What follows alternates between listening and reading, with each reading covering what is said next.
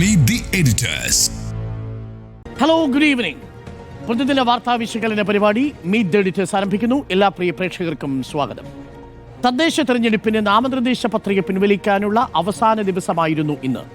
3 മണിക്ക് അതും അവസാനിച്ചു. 14 ദിവസങ്ങൾക്കപ്പുറം ഇനി വോട്ടെടുപ്പാണ്. പോർക്കളത്തിൽ മുന്നണികളെല്ലാം കച്ചമുറുക്കി തന്നെ നിൽപ്പുണ്ട്.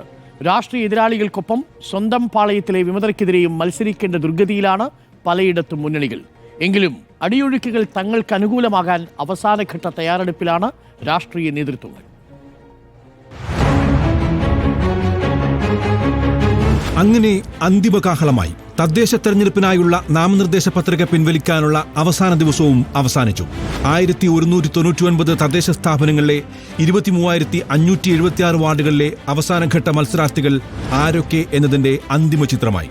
എതിരില്ലാത്തതിനാൽ കണ്ണൂരിലെ 3 തദ്ദേശ സ്ഥാപനങ്ങളിലായി 14ഇടത്ത് LDF സ്ഥാനാർത്ഥികൾ വിജയിച്ചു. വാശിയേറിയ പോരാട്ടം നടക്കുന്ന അറക്കളത്തിൽ പതിവ് പോലെ വിമതർ മുന്നണികൾക്കെല്ലാം തലവേദനയാണ്. ആ തലവേദനയും പതിവ് പോലെ UDF-നാണ് ഏറ്റവും കൂടുതൽ. പാർട്ടി ഭാരവാഹിത്വം എന്ന ഒറ്റമൂലി വെച്ച് അവസാന ഘട്ടത്തിൽ സമവായ നീക്കങ്ങൾ ചിലയിടങ്ങളിൽ വിജയിച്ചതിന്റെ ആശ്വാസമുണ്ട് മുന്നണിക്ക്.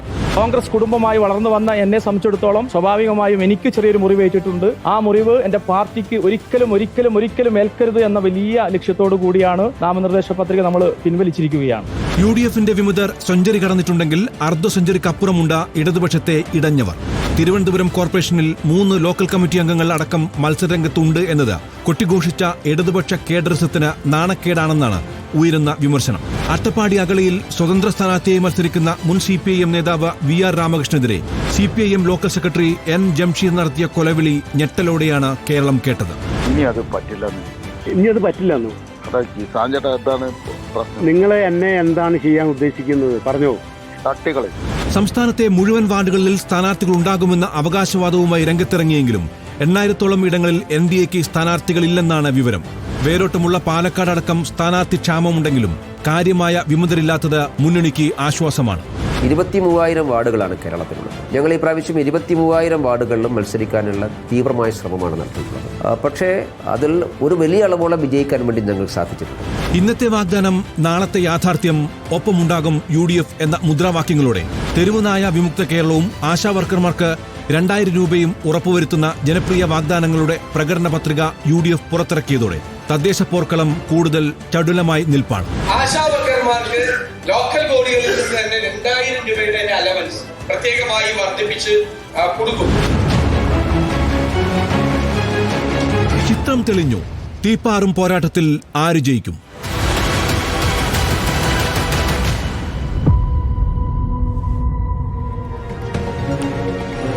പോര് കടുക്കുമോ എന്നാണ് ചോദ്യം.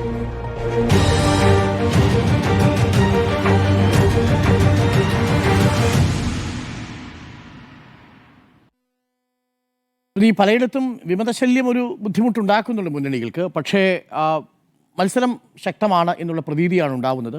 പലയിടത്തും ചില തർക്കങ്ങളൊക്കെ ഉണ്ടായിരുന്നു. പ്രമുഖരെ തന്നെ കളത്തിലിറക്കിയിട്ടുണ്ട് കോർപ്പറേഷൻ പിടിക്കാനായി. അത് UDF-ഉം LDF-ഉം ഒപ്പം തന്നെ NDAയും ഒക്കെ സജീവമായിട്ട് മത്സര രംഗത്തേക്ക് വരുമ്പോൾ പോര് കടുക്കുമോ?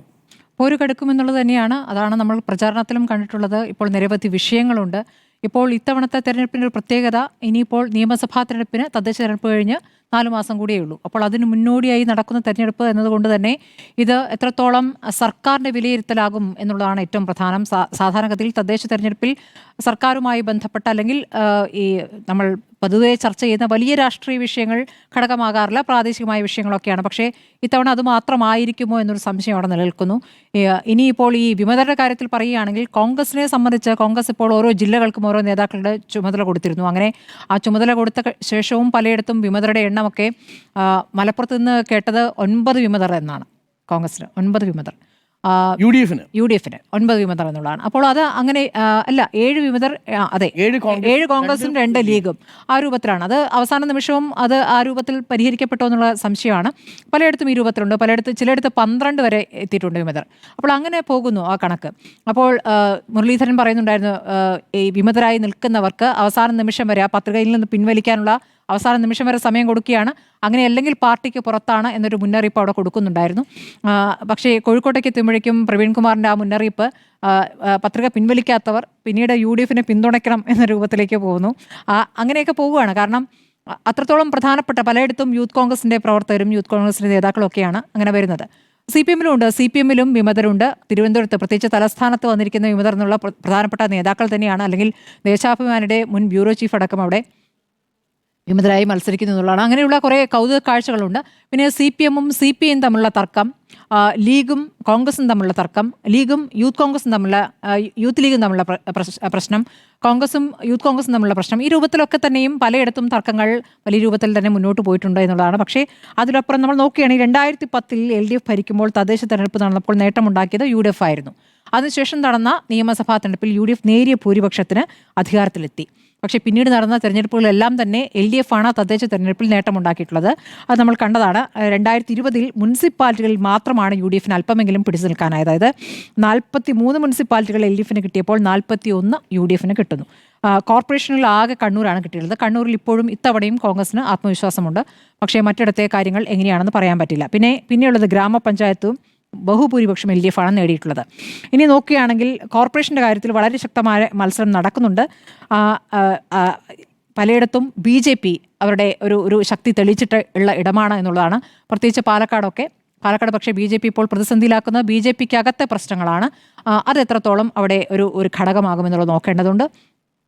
ഇനി അതൊക്കെ പോട്ടെ, ഇപ്പോൾ ഈ പ്രശ്നങ്ങളെന്ന് പറയും ഗ്രാമപഞ്ചായത്തുകൾ ആണ് ഏറ്റവും കൂടുതൽ ജനങ്ങളുടെ നിലപാടെന്ത് എന്ന് വ്യക്തമാക്കുന്നത് ഗ്രാമപഞ്ചായത്തുകളുടെ ഫലമായിരിക്കും.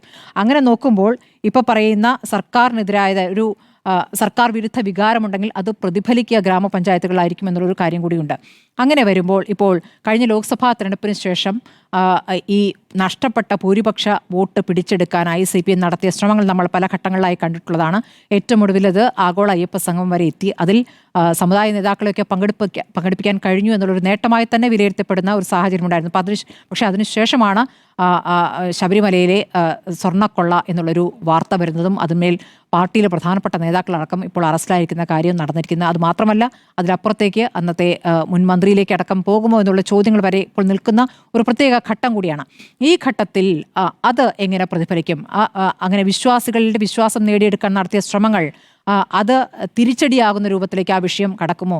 അത് എത്രത്തോളം തെരഞ്ഞെടുപ്പിൽ പ്രതിഫലിക്കും എന്നുള്ളത് പ്രധാനപ്പെട്ട ഘടകമാണെന്ന് തോന്നുന്നു. അപ്പോൾ അങ്ങനെ നോക്കുമ്പോൾ സർക്കാരിൻ്റെ വിലയിരുത്തലാകും. അപ്പുറത്ത് കോൺഗ്രസിനെ സംബന്ധിച്ചും ഇപ്പോൾ ഏറ്റവും ഒടുവിൽ ഇന്ന് വന്നിരിക്കുന്ന വാർത്തയടക്കം, രാഹുൽ മാങ്കൂട്ടത്തിൽ വാർത്തയടക്കം ഏത് തരത്തിലാണ് പ്രതിഫലിക്കുക എന്ന് പറയേണ്ടത്. നമ്മൾ നേരത്തെയും രാഹുൽ മാങ്കൂട്ടത്തിലുമായി ബന്ധപ്പെട്ട വിഷയങ്ങൾ ചർച്ച ചെയ്തിട്ടുള്ളതാണ്. പക്ഷേ ഇന്ന് ഏറ്റവും ഒടുവിൽ അതിൻ്റെ ശബ്ദരേഖയുടെ വേറെ രൂപം തന്നെ പുറത്തേക്ക് വരുമ്പോൾ അതിനോട് രാഹുൽ പ്രതികരിക്കുന്ന രീതിയുണ്ടല്ലോ. അതിനോട് കോൺഗ്രസ് നേതാക്കൾ ആരും കൂടെ നിൽക്കുന്നതായി കണ്ടില്ല. VD സതീശനൊന്നും പ്രതികരിക്കാതാണ് പോയത്. പക്ഷേ രാഹുൽ മാങ്കൂട്ടത്തിൽ അതിനോട് പ്രതികരിക്കുന്ന രീതി അതൊരു വെല്ലുവിളിയുടെ ഭാഷയാണ്. അത് പാർട്ടിക്കെതിരായ വികാരമാകുമോ എന്നുള്ളതും പാർട്ടിയും പരിശോധിക്കേണ്ട കാര്യമാണ്. ഈ തരത്തിൽ രണ്ട് കൂട്ടർക്കും പ്രതികൂലമാകുന്ന നിരവധി ഘടകങ്ങളുണ്ട്. ജനം എന്താണ് തിരഞ്ഞെടുക്കുക എന്നാണ് റൈറ്റ്. ഇന്നിപ്പോൾ ജിമ്മി UDF-ൻ്റെ പ്രകടന പത്രിക ഉണ്ട്. ഒപ്പം ഉണ്ടാവും UDF എന്നുള്ളതാണ് പ്രകടന പത്രികയിൽ പറയുന്നത്. അതിൽ എല്ലാവർക്കും വീട് വെച്ച് കൊടുക്കുന്നതടക്കമുള്ള വാഗ്ദാനങ്ങളുണ്ട്. 5 വർഷത്തിനുള്ളിൽ കൊടുക്കും എന്നാണ് പറയുന്നത്. ആശാ വർക്കർമാർക്ക് 2000 രൂപ പ്രതിമാസം തദ്ദേശ സ്ഥാപനങ്ങൾ ഇൻസെൻറ്റീവായിട്ട് കൊടുക്കും എന്നാണ് പറയുന്നത്. ഇതടക്കം അധികം വർദ്ധിപ്പിച്ചു കൊടുക്കും എന്നാണ് പറയുന്നത്. ഇതടക്കം കാര്യമാത്രമായ കുറേ കാര്യങ്ങൾ തദ്ദേശ സ്ഥാപനവുമായിട്ട് ബന്ധപ്പെട്ടുള്ള പ്രകടന പത്രികയിൽ പറയുന്നുണ്ട്. സ്ഥാനാർത്ഥികളൊക്കെയായി വിമതശല്യമുണ്ട്. അത് കൂടുതലും പതിവ് പോലെ UDF-ലാണ്. എന്നാൽ LDF-ലുമുണ്ട്. പോര് കടുക്കുമോ? പോര് കടുക്കുന്നത് മാത്രമല്ല, കേരളം കണ്ടിട്ടുള്ളതിലേക്ക് വെച്ച് ഏറ്റവും വാശിയേറിയ തദ്ദേശ തെരഞ്ഞെടുപ്പാണ് നടക്കാൻ. നിങ്ങളൊക്കെ എവിടെയെങ്കിലും കേട്ടിട്ടുണ്ടോ പ്രധാനമന്ത്രിയെ മുൻനിർത്തി ഒരു തദ്ദേശ തെരഞ്ഞെടുപ്പ് മത്സരം നടക്കുന്നു? തിരുവനന്തപുരം കോർപ്പറേഷൻ BJP ജയിച്ചാൽ 45 ദിവസത്തിനകം പ്രധാനമന്ത്രി നരേന്ദ്രമോദി തിരുവനന്തപുരത്ത് വരും. അദ്ദേഹം വലിയ പദ്ധതികൾ പ്രഖ്യാപിക്കും. അങ്ങേ അറ്റം ഇറങ്ങി കളിക്കാൻ തീരുമാനിച്ചിരിക്കുകയാണ് BJP-യുടെ സംബന്ധിച്ചിടത്തോളം 15% വോട്ട് അവരുടെ പെട്ടിയിലുണ്ട് കഴിഞ്ഞ തദ്ദേശ തെരഞ്ഞെടുപ്പിൽ. ആ 15% വോട്ടിൽ നിന്ന് BJP ഇത്തവണ കുറച്ചുകൂടെ കാര്യമായി മുന്നോട്ട് പോകാൻ പോകുന്നു. തദ്ദേശ തെരഞ്ഞെടുപ്പുകളിലെ അവർ കാല് എടുത്ത് വെക്കുമ്പോൾ പ്രധാനപ്പെട്ട കാര്യം, കഴിഞ്ഞ ലോക്സഭാ തെരഞ്ഞെടുപ്പിൽ BJP നേടിയ ഹിന്ദു വോട്ടുകളുടെ അധിക സമാഹരണം. അത് കോൺഗ്രസിനെയാണ് ഒരു കാലത്ത് പേടിപ്പിച്ചിരുന്നതെങ്കിൽ ഇത്തവണ ഇടതുപക്ഷത്തെയും CPM-നെയും പേടിപ്പിച്ചിട്ടാണ് ഇപ്പോൾ തദ്ദേശത്തിലേക്ക് നമ്മൾ കടക്കാൻ പോകുന്നത്. അപ്പോൾ BJP-യാണ് ഇതിനകത്ത് ഏറ്റവും മാസ്റ്റർ ഫിഗറായിട്ട് നിൽക്കാൻ പോകുന്നത്. അവരെന്താണ് പ്ലാൻ? അവരെത്ര വോട്ടിൽ സമാഹരിക്കും? ആരുടെയൊക്കെ വോട്ട് മാറ്റുമെന്നുള്ളതാണ്. 2 മുനിസിപ്പാലിറ്റി ഉള്ളൂ BJP-യുടെ കയ്യിലെന്ന് ഓർക്കണം. വളരെ കുറച്ച് ഗ്രാമപഞ്ചായത്തുകളേ ഉള്ളൂ. മുനിസിപ്പാലിറ്റികളിൽ സത്യത്തിൽ പന്തളം ഇത്തവണ പോകാൻ സാധ്യതയുണ്ട് എന്നുള്ളതാണ് അവിടുന്ന് ലഭിക്കുന്ന വിവരം. പന്തളത്ത് UDF പിടിമുറുക്കാൻ പോകുന്നു എന്ന് കേൾക്കുന്നു. LDF-ഉം വളരെ ശക്തമായി അവിടെ തന്നെയുണ്ട്. പക്ഷേ BJP ഓരോ സ്ഥലങ്ങളിലും സജീവ സാന്നിധ്യമാകുമെന്ന് നമ്മൾ വിചാരിച്ചെടുത്ത് കഴിഞ്ഞ ദിവസം വന്ന വാർത്ത പക്ഷേ BJPക്ക് കാര്യമായ സ്ഥാനാർത്ഥികൾ എല്ലായിടത്തും ഉണ്ടാക്കാൻ പറ്റിയില്ല എന്നുള്ളതാണ്. 24,000-ഓളം സീറ്റുകളാണ് ഈ തദ്ദേശ തെരഞ്ഞെടുപ്പിലുള്ളത്. BJPക്ക് നമ്മൾ ആദ്യം 2-3 ദിവസം മുമ്പ് നമുക്ക് വാർത്ത വരുമ്പോൾ 17,000 BJP പറഞ്ഞു അത്രയല്ല, ഞങ്ങൾക്ക് 20,000-ന് മുകളിലുണ്ട്. നോക്കൂ, അപ്പോഴും BJPക്ക് കാര്യമായി എല്ലായിടത്തും സ്ഥാനാർത്ഥികളെ നിർത്താനായിട്ടില്ല. എങ്കിലും ഇപ്പോൾ BJPക്ക് ന്യൂനപക്ഷ മേഖലയിൽ BJPക്ക് സ്ഥാനാർത്ഥികളെ നിർത്താൻ പറ്റുമെന്ന് നമ്മളും വിചാരിക്കുന്നില്ല, അത് പോട്ടെ. പക്ഷേ BJP എത്ര വോട്ട് പിടിക്കുമെന്നുള്ളത് ഏറ്റവും ക്രൂഷ്യലായി പോകുന്ന ഒരു തെരഞ്ഞെടുപ്പാണിത്. 2 റിബൽ ശല്യമാണ്. ഈ 2020-ഉം 2020 തമ്മിലുള്ള വ്യത്യാസം കുറച്ചുകൂടെ കാര്യമായി മീഡിയ അറ്റൻഷൻ കിട്ടിയ, മീഡിയ പെനിട്രേഷൻ കിട്ടിയ ഒരു തെരഞ്ഞെടുപ്പാണ്. അതുകൊണ്ട് തന്നെ ഓരോ ഗ്രാമപഞ്ചായത്തിലെയും റിബൽ ശല്യങ്ങളെ നമ്മൾ കാര്യമായി എടുത്ത് മുന്നോട്ട് ഉയർത്തുന്നുണ്ട്. കോൺഗ്രസിൻ്റെ റിബൽ ശല്യം തന്നെ എടുക്കൂ. കോൺഗ്രസിൻ്റെ റിബൽ ശല്യം സത്യത്തിൽ കഴിഞ്ഞ തവണത്തെ അത്രയും തന്നെ ഇത്തവണ ഉണ്ടോ എന്ന് ചോദിച്ചാൽ പല സ്ഥലങ്ങളിലും അത്രയും ഇല്ല. ഇത് മാത്രമല്ല, പല സ്ഥലങ്ങളിലും നേതാക്കൾ ഇറങ്ങി ഈ കാര്യങ്ങൾ പരിഹരിക്കാനൊരു ശ്രമം നടത്തിയിട്ടുണ്ട് എന്നുള്ളതൊരു പ്രധാനപ്പെട്ട കാര്യമാണ്. അപ്പോഴും റിബൽ ശല്യം, നേരത്തെ അരുൺ പറഞ്ഞ പോലെ റിബൽ ശല്യം കോൺഗ്രസിന് തന്നെയാണ് കൂടുതൽ. പക്ഷേ ആദ്യം മുതൽ കോൺഗ്രസിൻ്റെ ഭാഗത്ത് നിന്ന് ഒരു വലിയ വാശി ഈ തെരഞ്ഞെടുപ്പിലുണ്ടായിരുന്നു. CPM-നെ സംബന്ധിച്ചോളം CPM ഒരു എണ്ണയിട്ട യന്ത്രമാണ്. കോൺഗ്രസ് ആദ്യം കയറി കോർപ്പറേഷനുകളിൽ സ്ഥാനാർത്ഥികളെ പ്രഖ്യാപിച്ച് ഒരു കൈ മുന്നോട്ട് പോകുമ്പോൾ CPM വളരെ ലാഘവത്തോടു കൂടി അവരുടെ സംഘടനാ സംവിധാനം അനുസരിച്ച് ഒരു തരത്തിലും പ്രകോപിതരാകാതെയാണ് CPM നിന്നതും CPM അവരുടെ സ്ഥാനാർത്ഥികളെ പ്രഖ്യാപിച്ചതും. റിബൽ ശല്യം അവിടെയുമുണ്ട്. ഇപ്പോൾ തിരുവനന്തപുരത്ത് ഇപ്പോൾ ഏറ്റവും പുതിയ വാർത്ത, CPM-ന്റെ സ്ഥാനാർത്ഥികൾ ആരാണ് മേയർ എന്നതിനെ ചൊല്ലൊരു തർക്കം വരുന്നു. ഇതുവരെ മേയർ സ്ഥാനാർത്ഥിയെ പ്രഖ്യാപിച്ചല്ല തെരഞ്ഞെടുപ്പ് CPM നടത്താറുള്ളത്, LDF നടത്താറുള്ളതെന്ന് ഇറങ്ങി ഇന്ന് ഓർമ്മിപ്പിച്ചത് മന്ത്രി ശിവൻകുട്ടിയാണ്. അവിടെ CPM-നകത്ത് 2 മേയർ സ്ഥാനാർത്ഥികൾ ഉള്ളതായി പറയപ്പെടുന്നു. എന്തേലും ആട്ടെ, പക്ഷേ ഈ കാര്യത്തിൽ CPM-ന്റെ ഭാഗത്ത് നിന്ന് വളരെ റിലാക്സ്ഡ് ആയിട്ടുള്ള ഒരു തെരഞ്ഞെടുപ്പ് യന്ത്രം അവർ സജീവമാക്കി. അത് എങ്ങനെയാണോ ഇതുവരെ ഉണ്ടായിരുന്നത് അങ്ങനെ തന്നെ മുന്നോട്ട് പോകുമെന്ന് പറയുമ്പോൾ കോൺഗ്രസ് വളരെ എഫേർട്ട് എടുത്ത് കാര്യമായി അവരുടെ സ്ഥാനാർത്ഥികളെ തീരുമാനിക്കുന്നതിലും നല്ല സ്ഥാനാർത്ഥികളെ കൊണ്ടുവരുന്നതിലുമൊക്കെ വളരെ ഒരു പങ്ക് വഹിച്ചിട്ടുണ്ട്. നമുക്ക് എപ്പോഴും പഞ്ചായത്ത് തെരഞ്ഞെടുപ്പിൽ ആര് ജയിച്ചു എന്നുള്ളത് ചോദിച്ചാൽ അത് എങ്ങനെയാണ് കണക്ക് കൂട്ടുക? അസംഖ്യം ഗ്രാമപഞ്ചായത്തുകളുണ്ട്, മുനിസിപ്പാലിറ്റികളുണ്ട്, കോർപ്പറേഷനുണ്ട്. ഇത് ഏത് വെച്ചാൽ നിങ്ങൾ കണക്ക് കൂട്ടുക? ഒപ്റ്റിക്സ് ആണ് പ്രധാനം, ദൃശ്യമാണ് ഏറ്റവും പ്രധാനം. 6 കോർപ്പറേഷനുകൾ 5-1 എന്ന ദയനീയ സ്ഥിതിയായിരുന്നു UDF കഴിഞ്ഞ തവണ. LDF എറണാകുളം അടക്കം തൃശ്ശൂർ അടക്കം പിടിച്ചെടുത്തിട്ടാണ് നിന്നത്. ഇത്തവണ കോൺഗ്രസ് സംബന്ധിച്ചിടത്തോളം തൃശ്ശൂരും എറണാകുളവും പിടിച്ചെടുത്തേ പറ്റൂ. അതൊരു പ്രസ്റ്റീജിൻ്റെ ഇഷ്യൂ ആണ്. അവരുടെ കയ്യിലിരുന്ന 2 സ്ഥലങ്ങളാണ്. അപ്പോഴാണ് എറണാകുളത്തെ വിമത ശല്യം ഏറ്റവും അവസാനമാകുമ്പോഴത്തേക്കും സജീവമായത്.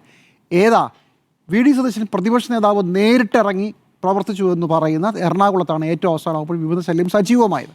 അവിടെ കുറേ സ്ഥാനാർത്ഥികളെയൊക്കെ മാറ്റിയെങ്കിലും അകത്ത് ചില പ്രശ്നങ്ങളുണ്ടെന്ന് ഇപ്പോഴും പറയുന്നു. എറണാകുളവും തൃശ്ശൂരും കയ്യിൽ കിട്ടിയില്ലെങ്കിൽ ഈ തെരഞ്ഞെടുപ്പിൽ വീണ്ടും 5-1 സ്ഥിതിയിലേക്ക് കാര്യങ്ങൾ പോകുമോ? സാധ്യതയുണ്ട് എന്നുള്ളതാണ് വിഷയം.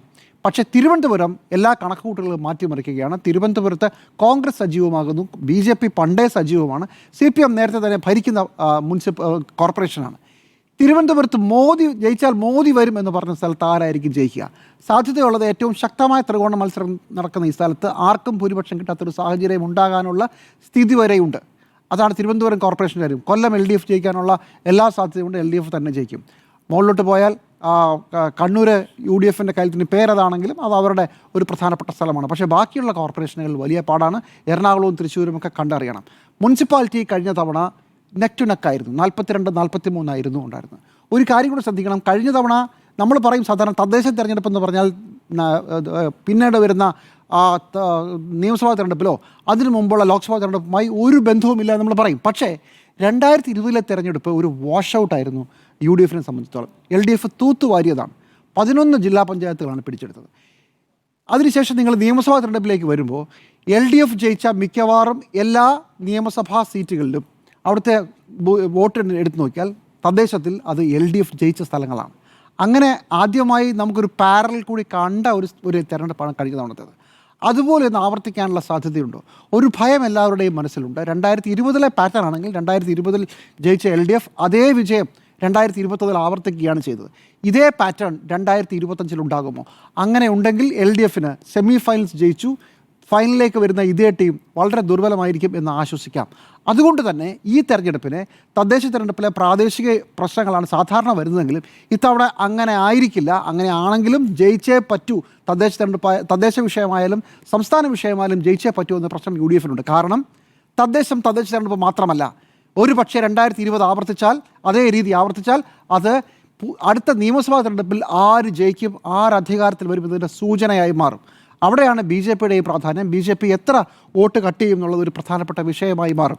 ഇനി റിബലുകളുടെ കാര്യത്തിൽ നേരത്തെ പറഞ്ഞതുപോലെ കോൺഗ്രസിൽ മാത്രമല്ല LDFിൻ്റെ CPMൻ്റെ കയ്യിലും CPIയുടെ കയ്യിലും ഒക്കെ റിബലുകളുണ്ട്.